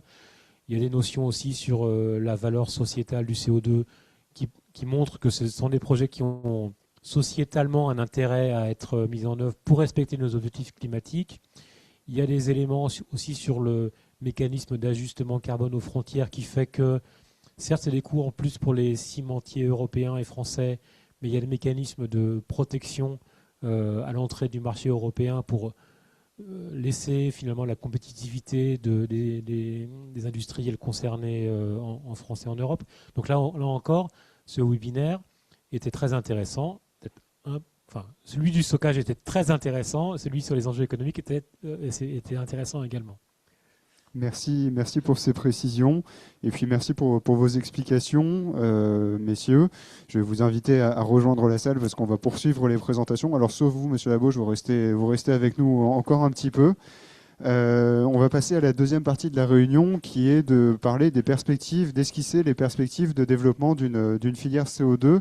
Je vais commencer par remonter quelques réflexions qu'on a entendues depuis le début de la concertation. Sur le marché d'Arvaux, une personne nous disait que voilà, il fallait essayer d'encourager tout ce qui pouvait permettre de faire d'un déchet, en l'occurrence le CO2, une matière première. À Saint-Pierre-la-Cour, le 20 octobre, certains ont questionné finalement les liens entre le projet GoCO2 et le projet TechCare. Voilà, est-ce qu'il y a un lien entre les deux projets ? Le Césaire Pays de la Loire, dans sa contribution, relevait qu'il était nécessaire de réserver une potentielle valorisation du CO2 au CO2 biogénique. Et donc, qu'est-ce que ça signifie que ce CO2 biogénique également ? Et puis, voilà, des questions également très précises sur le site internet qui questionnaient l'évolutivité potentielle des infrastructures de GoCO2 pour accueillir peut-être demain d'autres émetteurs, peut-être demain d'autres utilisateurs du CO2.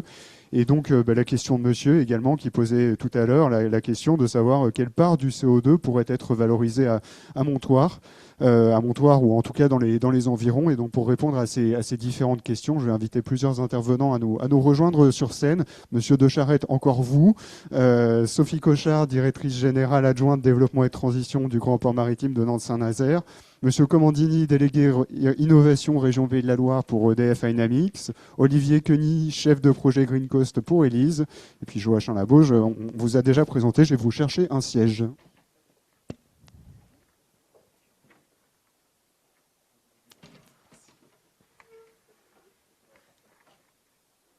Merci Madame, Messieurs de participer avec nous à cette table ronde. Je vais vous poser tour à tour plusieurs questions pour essayer d'apporter de premiers éléments de réponse ou éclairage à ces grandes questions sur l'utilisation du CO2, sur l'évolution peut-être du périmètre de GoCO2. Et en premier lieu, à vous, Monsieur Labauche, comment est-ce qu'on en est arrivé au périmètre de GoCO2, la carte que vous avez montrée tout à l'heure, comment en est-on arrivé là ? Alors, comment on en est arrivé là ? C'est un projet qui a les premières discussions, elles remontent à 4 ans, quasiment jour pour jour, où l'idée d'une l'émergence d'une filière CO2 sur la zone a émergé, notamment en discutant avec les partenaires de Lafarge. Et assez rapidement, finalement, le tour de table s'est agrandi sous l'effet de plusieurs phénomènes. Il y a eu une ambition des industriels concernés d'établir des feuilles de route sous l'impulsion du président de la République. Et puis on est également arrivé à un moment du développement de la démarche ZIBAC Loire-Estuaire, donc zone industrielle bas carbone. Donc là aussi, où LNG notamment a été, Bruno en particulier, ont été très moteurs pour faire émerger, pour faire émerger la démarche ZIBAC dans la zone avec la création de l'association Loire-Estuaire Décarbonation, ADEL. Et donc tout ça, ça a fait que on a pu consolider assez rapidement un premier tour de table autour de GoCO2. Et puis, comme je l'indiquais tout à l'heure, notre savoir-faire, c'est aussi développer des projets d'infrastructure au tiers. Et donc, conjointement avec Natran, en 2024, on a lancé un appel à manifestation d'intérêt en disant, finalement, au marché, entre guillemets, on a dit, on a les bases d'un projet, on a des volumes importants de CO2 qui montrent qu'il y a... il y a une taille critique, on parle comme ça, pour faire émerger une infrastructure. Et donc, si vous voulez nous rejoindre pour participer à ce premier développement, c'est maintenant. Alors ça a permis de positionner peut-être aussi une vision de long terme de marché, parce qu'il y a beaucoup d'entités qui nous ont dit c'est très intéressant, mais c'est pas pour tout de suite, on verra plus tard. Et donc, voilà, ça nous a permis d'avoir une vision un peu de marché de plus long terme et aussi de consolider le tour de table initial de GoCO2 et de lancer nos études de faisabilité qu'on a fait, que Natran a fait et que LNJ a fait, sur la base des engagements renouvelés de Heidelberg Materials, Lafarge et l'Ouest. Et donc voilà comment on en est arrivé là. Et en termes de dynamique, mais ça je l'ai déjà dit tout à l'heure, la confirmation finalement de la stratégie de GoCO2 et sa cohérence avec les politiques publiques se sont concrétisées début 2024 avec l'obtention par Natran et LNJ de subventions européennes pour les phases d'études qui viennent. Et puis il y a également eu des annonces d'un fonds dit Innovation Fund il y a une quinzaine de jours, dont Heidelberg Materials est également lauréat. Et donc ça montre que voilà, on est dans cette dynamique et que c'est une dynamique qui est soutenue par la puissance publique. Merci Monsieur Labauge. La question suivante est pour Monsieur De Charette. Encore une question.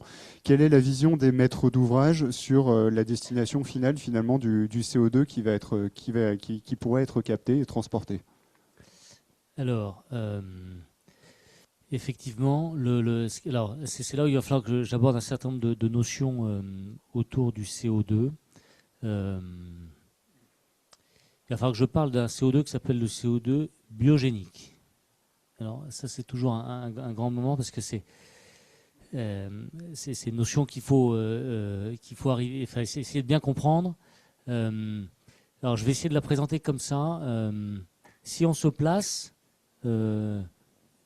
avant l'ère dite industrielle, avant qu'on découvre le pétrole et le gaz, le charbon, il y avait probablement dans l'atmosphère, alors je n'ai pas le chiffre exact, peut-être certains l'ont en tête, 150, 200 ppm de CO2 dans l'atmosphère, de manière constante. Pourquoi c'était constant? Parce que toute la nature respire, comme nous, les arbres respirent, l'océan ici, donc il y a à la fois pour la photosynthèse, il y a émission de CO2, absorption de CO2, et tout ça est à l'équilibre et crée un niveau de CO2 constant dans l'atmosphère.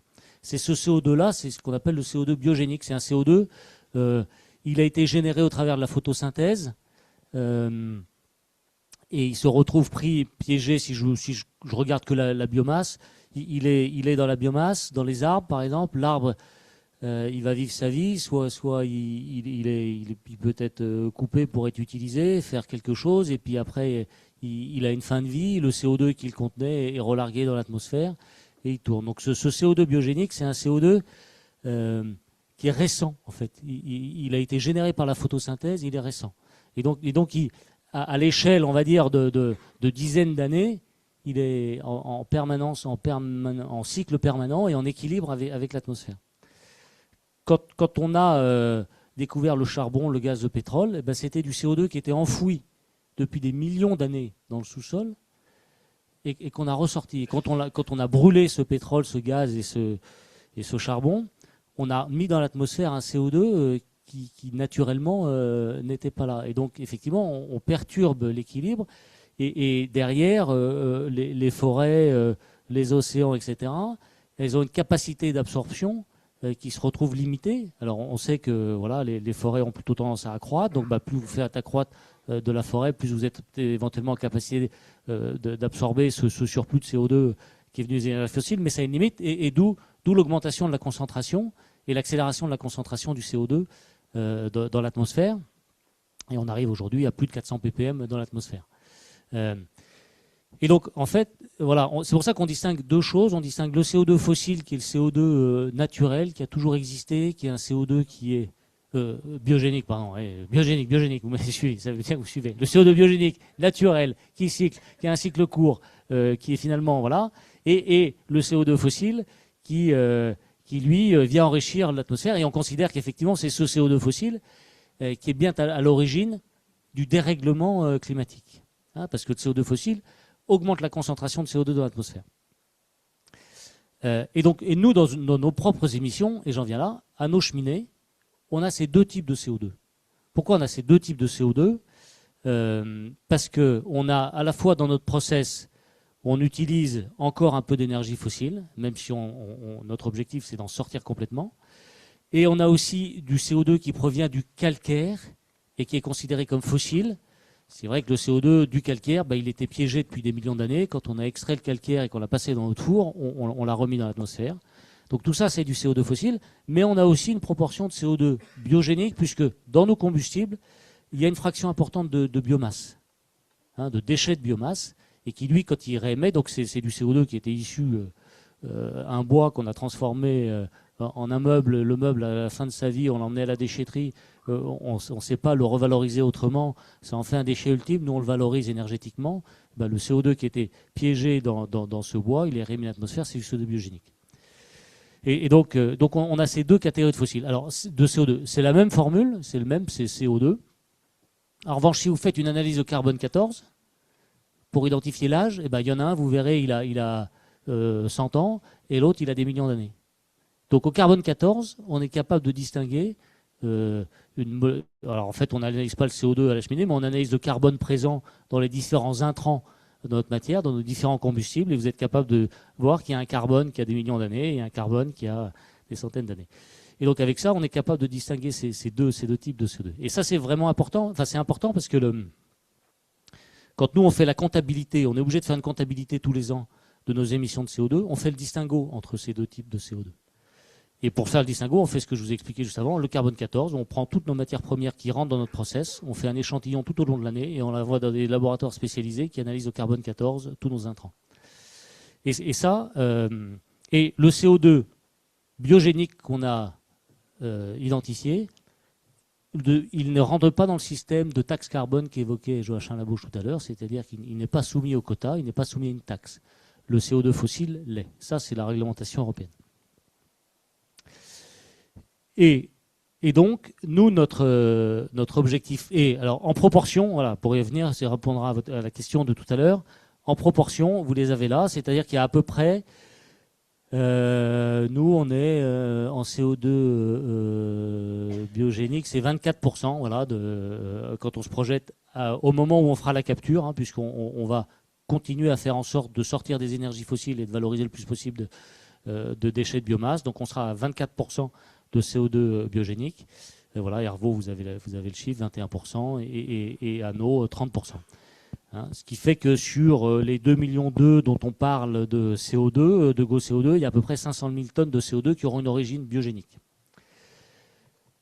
Pourquoi j'en arrive là ? J'en arrive là parce que notre objectif principal, pour se décarboner, l'Europe dit, la réglementation, elle dit, votre CO2 fossile, pour vous décarboner, il faut qu'il soit séquestré de manière permanente.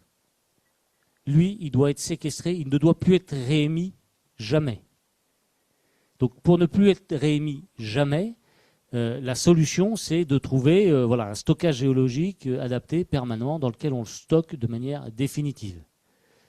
Il y a d'autres idées, mais qui sont aujourd'hui pas encore assez matures et qui ne sont pas en quantité suffisante pour gérer un tel volume de CO2. On pourrait reminéraliser certains matériaux, c'est-à-dire que certains matériaux pourraient réabsorber du CO2 et le garder de manière définitive. Mais ça, c'est encore beaucoup trop expérimental. C'est pas assez mature en termes de technologie. Et si on faisait un fuel, et je vais y venir, si vous faites un fuel pour l'aviation ou pour le maritime, comme les projets de TechCare ou de Green Coast, une fois que vous brûlez votre fuel, vous réémettez du CO2. Donc on ne peut pas, notre CO2 fossile, on ne peut pas s'en servir pour faire un fuel de synthèse, parce qu'on ne piège pas de manière permanente le CO2, puisqu'on le réémet après. Et donc l'Europe, elle dit, pour faire effectivement des fuels de synthèse, c'est extrêmement intéressant et ça a beaucoup d'intérêt, à ce moment-là, il faut utiliser du CO2 biogénique. Donc nous, la seule quantité de CO2 qu'on va pouvoir potentiellement mettre à disposition des projets de Green Coast et de TechCare, c'est la fraction biogénique. Et donc, la fraction biogénique, c'est en gros 20%. Donc, la priorité absolue, c'est de déployer toute l'infrastructure et tout ce qu'il faut au niveau du terminal et ensuite toute la chaîne aval pour aller séquestrer de manière permanente dans le sous-sol le CO2. Donc ça, il faut absolument que ça arrive. Et quand ça arrivera, alors oui, il y aura aussi du CO2 qui sera biogénique qui sera disponible et on pourra derrière discuter et développer des projets de revalorisation. Voilà. Merci Monsieur De Charette pour ces explications et on commence à voir le lien potentiel qu'il pourrait y avoir entre une partie du CO2 capté par GoCO2, transporté par GoCO2 et des projets d'utilisation, de valorisation. Et donc je vais passer la parole à Monsieur Comandini d'EDF Dynamics, maître d'ouvrage du projet Take Care, avec la question suivante: comment concrètement on peut faire du CO2 une ressource? Alors vous avez déjà eu une concertation préalable qui a été l'occasion de l'expliquer en long, en large et en travers, mais si vous pouvez nous le réexpliquer un petit peu plus dans le cadre de Take Care, et puis peut-être nous dire sur les 500 000 tonnes dont parlait Monsieur De Charette, combien peut-être pourrait être utilisé par votre projet. Oui, tout à fait. Ouais. Merci. Bonsoir à toutes et à tous. Benjamin Comandini, du coup, délégué innovation chez EDF et interlocuteur territorial pour le projet Take Care. Donc effectivement, oui, Take Care a déjà eu sa concertation préalable et aujourd'hui on est en concertation continue. Je vais réexpliquer, peut-être que certains l'ont déjà eu, mais le concept et le process notamment de Take Care.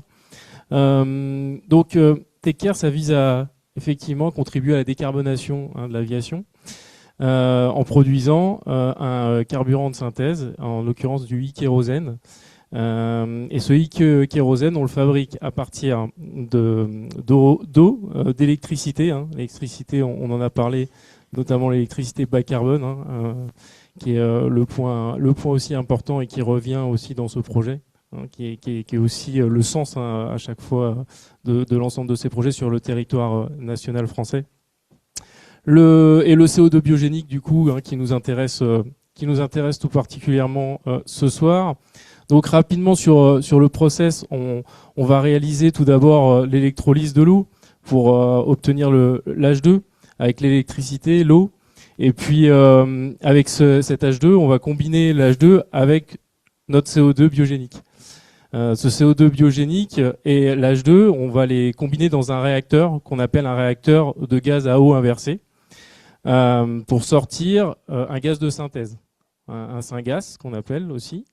Et ce syngas, on va le combiner de nouveau à de l'H2 dans un réacteur qu'on appelle réacteur de procédé Fischer-Tropsch. Ce procédé, en fait, il transforme un gaz en liquide et c'est le début d'un carburant. Ensuite, il va y avoir des étapes de raffinage qu'on connaît beaucoup plus dans la pétrochimie pour obtenir au fur et à mesure une qualité optimale et le fameux e-kérosène plus des sous-produits comme le e-naphtha. Donc voilà, le CO2 est une ressource à part entière, CO2 biogénique, ressource à part entière de ce projet et l'opportunité. Ça marche plus, non? Ouais, si, ça marche. Ouais. J'avais l'impression de plus m'entendre en retour. Et l'opportunité d'utiliser pour en tout cas Take Care les infrastructures de GoCO2. C'est une opportunité. Ce projet Take Care, il sera implanté. Le projet, c'est de l'implanter sur la zone portuaire, à proximité de terminal LNG ou à proximité des futurs pipes. Et donc, on voit bien l'intérêt logistique déjà pour approvisionner et se fournir en CO2. On a potentiellement une fourniture stable, efficace, fiable.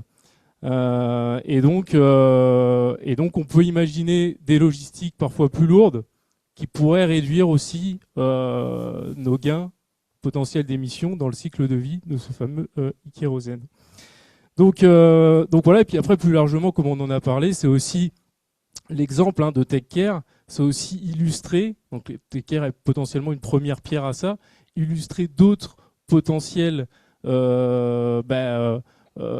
utilisateurs finalement de ce réseau, de transport de CO2 pour des applications. Alors là, en l'occurrence, c'est le kérosène, on va voir autre chose, mais et d'autres applications pour utiliser ce CO2 et avec aussi de l'électricité de pouvoir avoir des applications sur contribuant à décarboner les différents secteurs. Aujourd'hui, c'est l'aviation dont je vous parle. Demain, ça peut être autre chose. Voilà. Merci monsieur Comandini. Je vais passer maintenant la parole à monsieur Cuny, chef de projet Green Coast, qui est également un projet de valorisation du CO2. Un peu la même question que pour Monsieur Comandini, mais aussi pourquoi avoir en particulier choisi le site de Montoire de Bretagne pour développer, enfin en tout cas la zone industrielle-portuaire pour développer votre projet. Comment le projet Green Coast permettrait-il de valoriser également du CO2 ? Bonsoir à tous. Je vais essayer d'être court, ça fait beaucoup d'infos, donc je vais essayer d'aller droit au but. Donc Olivier Cuny, Élise Énergie. Donc moi je représente une société, donc Élise Énergie, qui est basée à Lyon, qui développe plusieurs projets de carburants de synthèse, des carburants pour l'aérien comme on l'a vu, et aussi des carburants pour le maritime. Donc le projet dont je vais vous parler est orienté vers le maritime. L'enjeu c'est de produire du carburant bas carbone pour le maritime. Et donc on est deux porteurs de projets, deux sociétés porteurs de projets. Il y a Life qui est basée à Nantes, et Élise Énergie. Donc voilà, moi je me suis installé à la maison de l'entreprise dans le cadre de ce projet. Quelques mots rapides sur les e-fuels et en particulier sur le e-méthanol. Donc on a parlé de e-kérosène, là on va parler de e-méthanol. Déjà c'est quelque chose qui se passe à l'échelle mondiale, hein. Il y a des dizaines, voire des centaines de projets en développement dans le monde sur ce type de molécules, surtout en Chine. Et alors que l'Europe a mis en place un cadre réglementaire qui justement permet l'émergence de ces marchés, aujourd'hui c'est la Chine qui a une longueur d'avance.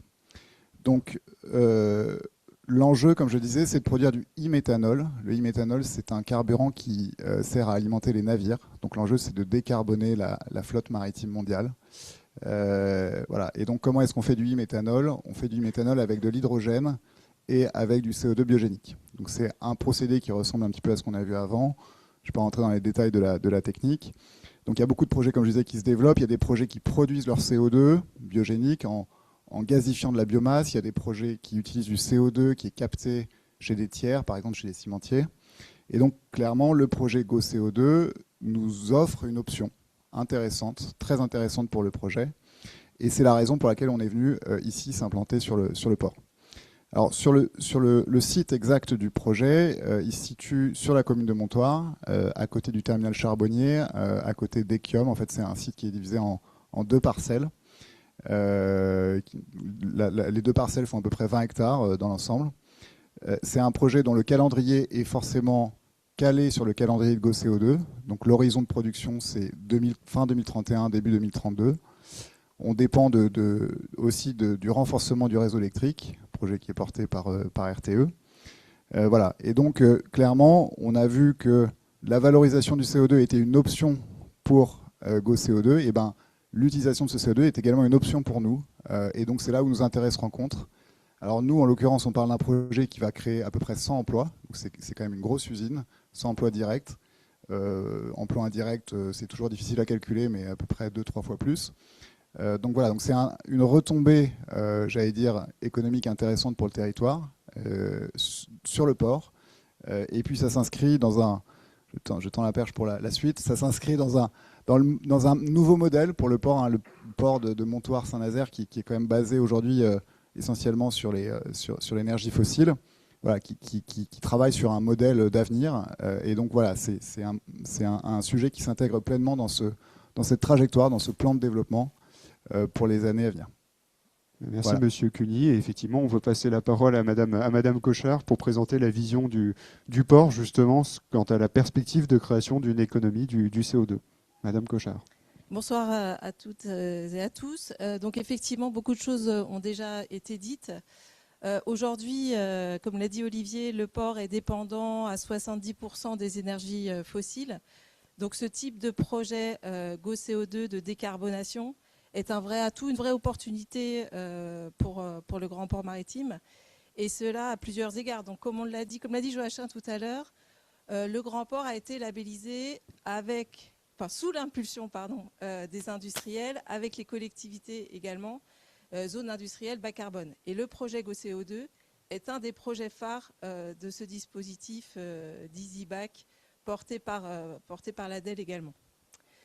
Et dans le cadre de ce projet de décarbonation, comme l'ont dit Olivier et Benjamin, j'allais t'appeler Bertrand, tout à l'heure, on crée aussi un écosystème sur le grand port maritime, puisque ce CO2 biogénique dont on a parlé sera réutilisé par des porteurs de projets que sont TechCare pour le transport maritime avec du e-méthanol TechCare pour le e-kérosène pour le transport aérien, je vais y arriver, et Life et Lise, projet Green Coast, pour le trafic maritime avec la production de e-méthanol. Donc on crée en fait cet écosystème sur le grand port maritime. Et encore une fois, on inscrit le grand port dans cette transition, dans la décarbonation. L'autre enjeu pour le grand port également, on l'a dit tout à l'heure, c'est 2 navires par semaine de CO2. Donc bien sûr, dans le cadre de cette transition, c'est aussi contribuer à de nouveaux trafics. On a 10% aujourd'hui de l'énergie française qui passe par le grand port maritime. Et bien cette énergie, on va poursuivre notre développement et ces 2 navires par semaine, c'est un enjeu en termes d'emploi portuaire, en termes d'emploi de manière globale sur tous ces projets qui génèrent bien entendu des emplois directs sur la zone industrielle ou portuaire. Et puis le troisième avantage de ce projet, bien sûr, on l'a dit au tout début, ça me permet de reboucler, c'est aussi pour le grand port de contribuer au maintien, à la pérennisation de la décarbonation des 3 grands sites sur la région des Pays de la Loire, avec les 3 cimentiers qui vont s'inscrire dans cette décarbonation et contribuer ainsi à la pérennisation de leurs activités. Donc tous ces facteurs font que le grand port maritime soutient de manière forte ces projets que sont GoCO2 et puis les opportunités que ça crée pour les autres porteurs de projets. Merci Madame Cochard. Et une dernière question pour vous, Monsieur Labauge. Dans l'hypothèse justement où une partie du CO2 de GoCO2 pourrait être valorisée localement dans le cadre du projet Take Care ou du projet Green Coast, est-ce que les infrastructures du projet pourraient s'adapter justement pour brancher d'une certaine façon ces utilisateurs ? Oui, alors ce qu'on a vu, il y a beaucoup d'éléments de réponse qui ont déjà été donnés sur cette question. Le message important ici, c'est qu'effectivement, fondamentalement, GoCO2, c'est un projet lié au CCS, parce que c'est grâce au CCS c'est les volumes liés au CCS, liés au stockage, que les infrastructures peuvent émerger. Le pipe, le terminal, toute la chaîne. Et ça ouvre des opportunités pour des développements additionnels. Donc, typiquement, là, ce que présente Inamix Take Care et Green Coast, ce sont finalement des opportunités qui naissent grâce à l'émergence des infrastructures qui sont décidées grâce au stockage, à l'option CCS de GoCO2. Donc, GoCO2, c'est une première brique et ça ouvre la porte à des opportunités additionnelles. Alors, il y a ces premières opportunités. Ce que j'ai mentionné tout à l'heure également, c'est que lorsqu'on a fait les AMI en 2024, on a vu aussi du potentiel additionnel pour d'autres émetteurs qui pourraient venir dans un second temps et bénéficier de nouveau de l'opportunité de l'existence de cette infrastructure. Donc, pour l'instant, ça reste relativement notionnel et de moyen terme. Il va se passer des choses en 2026 des choses qui ont déjà commencé. En fait, je regarde Martin. Dans le cadre de la démarche ZIBAC Loire-Estuaire, on vient de lancer, c'est ça, une étude relative au CO2, ce qu'on appelle le CO2 diffus. Donc, c'est finalement regarder dans un territoire un peu plus étendu que les infrastructures existantes, quel est le potentiel d'émissions intéressées par l'infrastructure de GoCO2. Et là, on va pouvoir un peu plus quantifier finalement et avoir une forme de chronique de ce que pourrait être une évolution de GoCO2 à terme. Et nous, opérateurs d'infrastructure, que ce soit Natran ou que ce soit le terminal, on adaptera en fonction des besoins et en fonction, de nouveau, est-ce que c'est... J'ai bien le point en tête, est-ce que c'est bien des émissions qui sont dans la cible des politiques publiques des émissions de CO2 qui doivent bénéficier d'une infrastructure, que ce soit du CO2 biogénique pour les utilisations ou du CO2 fossile pour du stockage définitif. Mais bref, donc on verra en 2026 de façon plus articulée, plus précise finalement, quel est le potentiel d'évolution des infrastructures en fonction de ce que va sortir cette étude. Donc ça, de nouveau, ça pourrait faire partie de communications qui seront issues, qu'on pourra donner dans le cadre des phases de concertation continue à suivre de GoCO2. Merci pour ces explications et je vous propose d'ouvrir un nouveau temps d'échange sur les éléments qui ont été présentés. Je lance une première question qui est arrivée en ligne, ou une remarque plutôt d'Éric Viau, qui note que GoCO2 rate le plus grand émetteur de CO2 de la région, la raffinerie de Donges.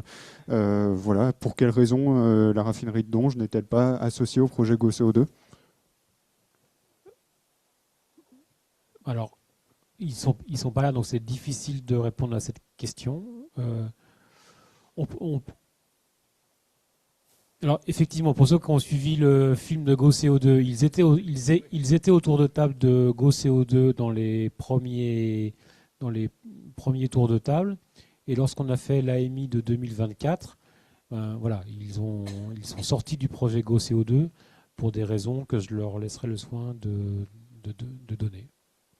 Merci. Est-ce qu'il y a des questions, des réactions en salle, des commentaires ? J'en ai encore quelques-unes en ligne, donc je les pose. Alors JLE qui fait remarquer, c'est chouette puisqu'on fait plein de choses avec le CO2, il faut absolument continuer à en produire pour pouvoir alimenter une industrie qui l'utilise. Voilà une remarque de JLE, je ne sais pas si ça appelle un commentaire, une réaction de votre part. Pas spécialement, d'accord. Est-ce que vous avez d'autres questions, réactions ? Alors, madame au 4e rang qu'on n'a pas encore entendu, puis ensuite monsieur au 2e rang. Marie-Aline Leclerc, AEDCDRP. Je voudrais revenir sur la notion de CO2 biogénique, puisque vous parlez de ce CO2 biogénique. Alors moi, ce que j'ai compris, c'est que ce CO2 biogénique, il est issu de la biomasse. Et je voulais savoir si vous comptabilisez ce qu'on appelle les combustibles solides de récupération, les CSR, dans la biomasse, parce que dans ces CSR, il y a énormément de choses qui ne sont pas issues de la biomasse. Donc j'aimerais avoir des précisions sur la façon de comptabiliser tout ça. Merci. Alors oui, c'est ce que j'expliquais, c'est-à-dire que pour savoir effectivement l'origine du CO2, ce que j'ai essayé d'expliquer, celui qui est dit biogénique, de celui qui est dit fossile, il faut être capable de dater l'âge du CO2. Parce qu'un CO2 fossile, c'est un CO2 qui a des millions d'années, puisqu'il était stocké dans le sol depuis des millions d'années. Le CO2 biogénique sera beaucoup plus jeune. Et donc, le moyen de savoir, par exemple, vous prenez le CSR, on fait des échantillons, on échantillonne nos CSR tout au long de l'année, on fait un échantillon représentatif, on en fait même plusieurs, je crois, dans l'année. Et on fait analyser ça par des laboratoires spécialisés au carbone 14 pour qu'ils soient capables de nous quantifier dans le carbone présent dans un CSR, quelle est la proportion de carbone qui est jeune et donc qui est d'origine biomasse de celui qui est d'origine fossile. Et donc ça permet de quantifier avec précision celui qui est de la biomasse de celui qui est fossile. On ne dit pas, pour répondre à la question, on ne dit pas c'est du CSR, c'est de la biomasse. Non, on dit on prend du CSR, comme tous les autres types d'intrants que l'on a dans notre process, on l'analyse et en fonction de l'analyse, on a ça. J'ajoute, un point quand même assez important, c'est que ce protocole-là, il est extrêmement encadré, il est audité tous les ans. Pourquoi ? Parce que derrière, il y a des enjeux financiers qui ne sont pas neutres. Parce que derrière ça, en fonction du CO2 biogénique qui est émis chez nous ou du CO2 fossile, on va payer une taxe carbone ou pas. Donc on se rend bien compte de l'enjeu financier. Donc la manière dont on comptabilise ça est auditée tous les ans par des commissaires aux comptes et qui doivent certifier la manière dont on l'a fait et qui nous le certifient. Et c'est une fois uniquement que ça a été certifié que l'on peut ensuite aller, que l'on paye ce qui est dû lié aux fossiles. Donc c'est quand même un process qui est excessivement encadré parce que derrière il y a évidemment des implications extrêmement importantes. Mais chaque intrant est analysé pour mesurer son contenu de CO2 biomasse. Voilà, si je puis... Merci. Monsieur au 2e rang avec un pull bleu.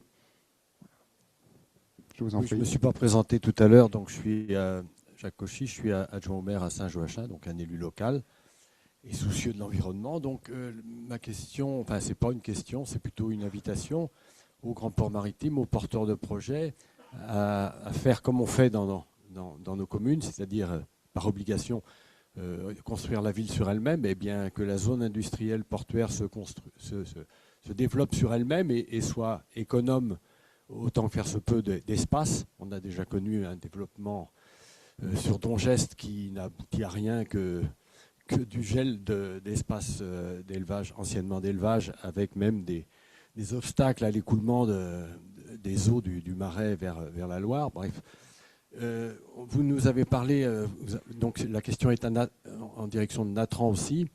Natran va-t-il transporter le CO2 et l'électricité dans les mêmes canalisations? Parce qu'on est ici sur un territoire avec beaucoup d'industries, des exploitations agricoles, mais notamment une en particulier sur la commune de Montoire, qui a été très impactée par toutes les infrastructures de transport électrique, gaz, pétrole, j'en passe et des meilleurs, qui n'ont pas toujours été très respectueuses du milieu et des haies et des exploitants. Donc est-ce que l'ensemble des acteurs qui sont là peuvent prendre l'engagement de développer leur projet avec un peu plus de respect de l'économie du territoire et de respect des acteurs qui sont là et qui devront voir passer. État de sécurité industrielle aussi, donc voilà, c'est vraiment deux infrastructures différentes. On peut des fois essayer d'optimiser les choses quand on fait une tranchée ou une ouverture de piste, mais c'est difficile de poser l'un dans l'autre. Et les canalisations aujourd'hui sont 100% pour transporter de la molécule gazeuse, de CO2, comme vous l'avez pu le voir aujourd'hui. Comme aujourd'hui on transporte du 100% gaz naturel dans nos canalisations actuelles. Merci Madame Cochard, Monsieur Musard pour ces réponses. Alors, une petite excuse, je vous présente nos excuses pour les participants qui nous suivent en ligne. On a eu un petit ennui technique, voilà, il y a eu une coupure de quelques instants, mais ça doit être revenu désormais. Est-ce que vous avez des questions, des réactions avant que nous nous orientions peut-être vers la conclusion des échanges? Madame, on vous apporte un micro. J'ai bien compris tout à l'heure qu'on ne parlait pas forcément ce soir du stockage, mais tout à l'heure j'ai cru comprendre que les émetteurs allaient financer de A jusqu'à Z le dispositif, c'est-à-dire qu'ils allaient aussi financer la partie stockage. Les concessions, si on a bien compris l'autre jour à l'occasion du webinaire sur le stockage, sont établies pour à peu près 25 ans, je crois. Qu'est-ce qui se passera demain si les émetteurs actuels qui donc ont stocké, par exemple, dans un puits, par exemple Northern Light, on stocke dans ce puits, Lafarge stocke dans ce puits, et dans 30 ans, Lafarge n'existe plus. Qui prend le relais parce que le stockage, il est pour des centaines et des centaines d'années. Qu'est-ce qu'il est prévu si un émetteur fait défaut et que personne ne prend le relais derrière, parce que le suivi des puits, si on a bien compris, il va être dans la durée, normalement. Monsieur de Charette. En fait, il y a un transfert de responsabilité, hein, si on a bien compris le webinaire d'hier, il y a un transfert de responsabilité du CO2 à l'exploitant du stockage. Donc c'est lui qui a la responsabilité. À partir du moment où le CO2 rentre dans le stockage, c'est lui qui en a la responsabilité. Donc là, il y a continuité derrière. Voilà, ce sera à lui d'assumer, enfin de s'assurer effectivement que le stockage est bien en état, est bien conforme, etc. Nous, quand vous dites on finance le stockage, en fait, on le finance pas. C'est-à-dire qu'il y a aujourd'hui, enfin on le finance pas. C'est-à-dire qu'on paye une prestation.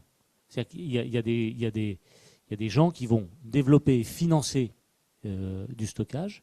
C'est l'entreprise, le consortium qui exploite Northern Light, par exemple, c'est un consortium de plusieurs entreprises.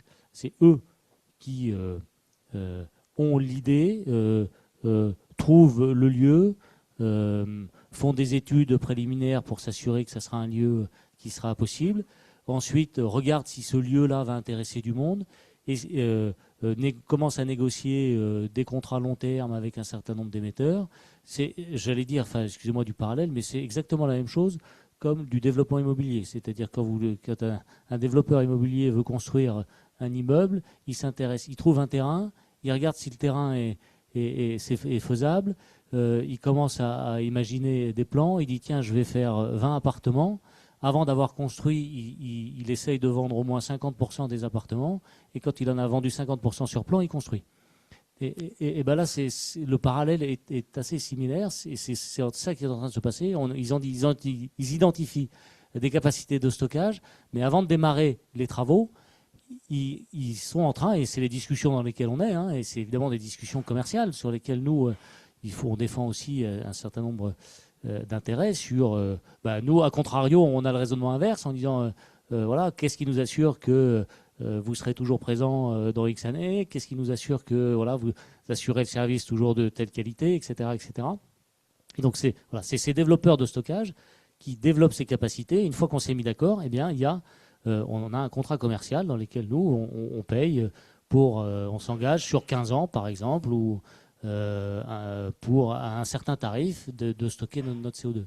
Et donc, la responsabilité derrière de l'exploitation, c'est le développeur du stockage qui prend la responsabilité de la molécule une fois qu'elle est rentrée dans ses puits. Il y a transfert de responsabilité à ce moment-là, parce que c'est eux qui ont la compétence pour gérer l'intégrité du stockage. Merci pour cette réponse. Et à moins qu'il y ait une dernière demande d'intervention, je vous propose de nous orienter vers la conclusion des échanges de ce soir, ce qui nous permettra de tenir aussi le timing à peu près. Eh bien, je vais passer la parole à nos garants et merci, mesdames, messieurs, pour votre intervention, pour cette table ronde, pour ces éclairages, pour vos réponses. Et je vais passer la parole à nos garants pour un premier regard sur la réunion de ce soir. Monsieur Navez. Merci. À chaud, c'est toujours délicat, mais je pense que Monsieur le maire avait souhaité que les échanges soient nombreux et fructueux. Je pense qu'ils l'ont été et ils ont pu l'être parce qu'ils étaient exprimés de manière à la fois argumentée et respectueuse des points de vue des uns et des autres. Et je pense que c'est toujours les conditions d'une concertation qui permettent d'enrichir finalement les uns et les autres. Ça a été, je pense, le moment pour certains pour avoir de nombreuses informations. Donc il faut effectivement le temps de les intégrer, peut-être qu'elles vont susciter des questionnements par la suite, des informations sur le contexte dans lequel s'inscrit le projet GoCO2, des informations sur ses potentialités d'évolutivité, je dirais. Donc n'hésitez pas s'il y a des questions ou des interrogations qui viennent à la suite de cette soirée, de les faire remonter sur le système questions-réponses sur le site de la concertation.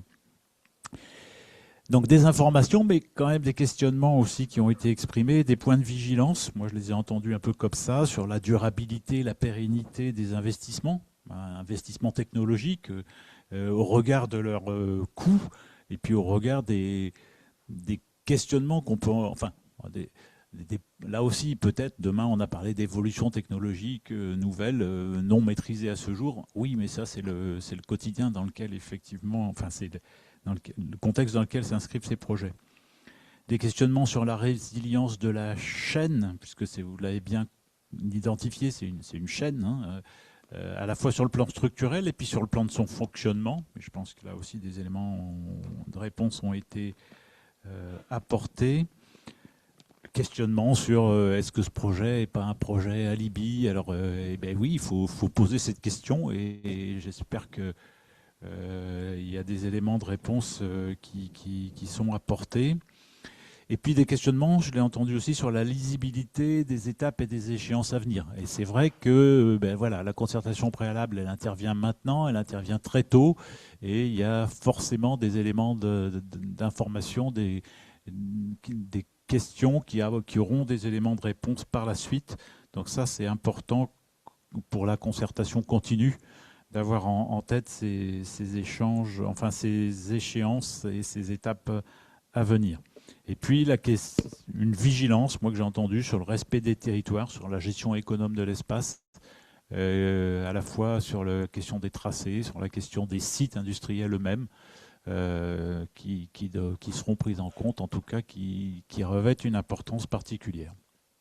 Merci Monsieur Navez. Et pour conclure, voilà les prochaines dates. Alors il y en a nettement moins que d'habitude parce qu'on commence à arriver vers la fin de cette concertation préalable. Le 9 décembre à 18h, nous aurons un webinaire sur les risques du CO2, du transport de CO2 par canalisation, notamment avec un éclairage de l'INERIS et de la DREAL qui seront les principaux intervenants de ce webinaire.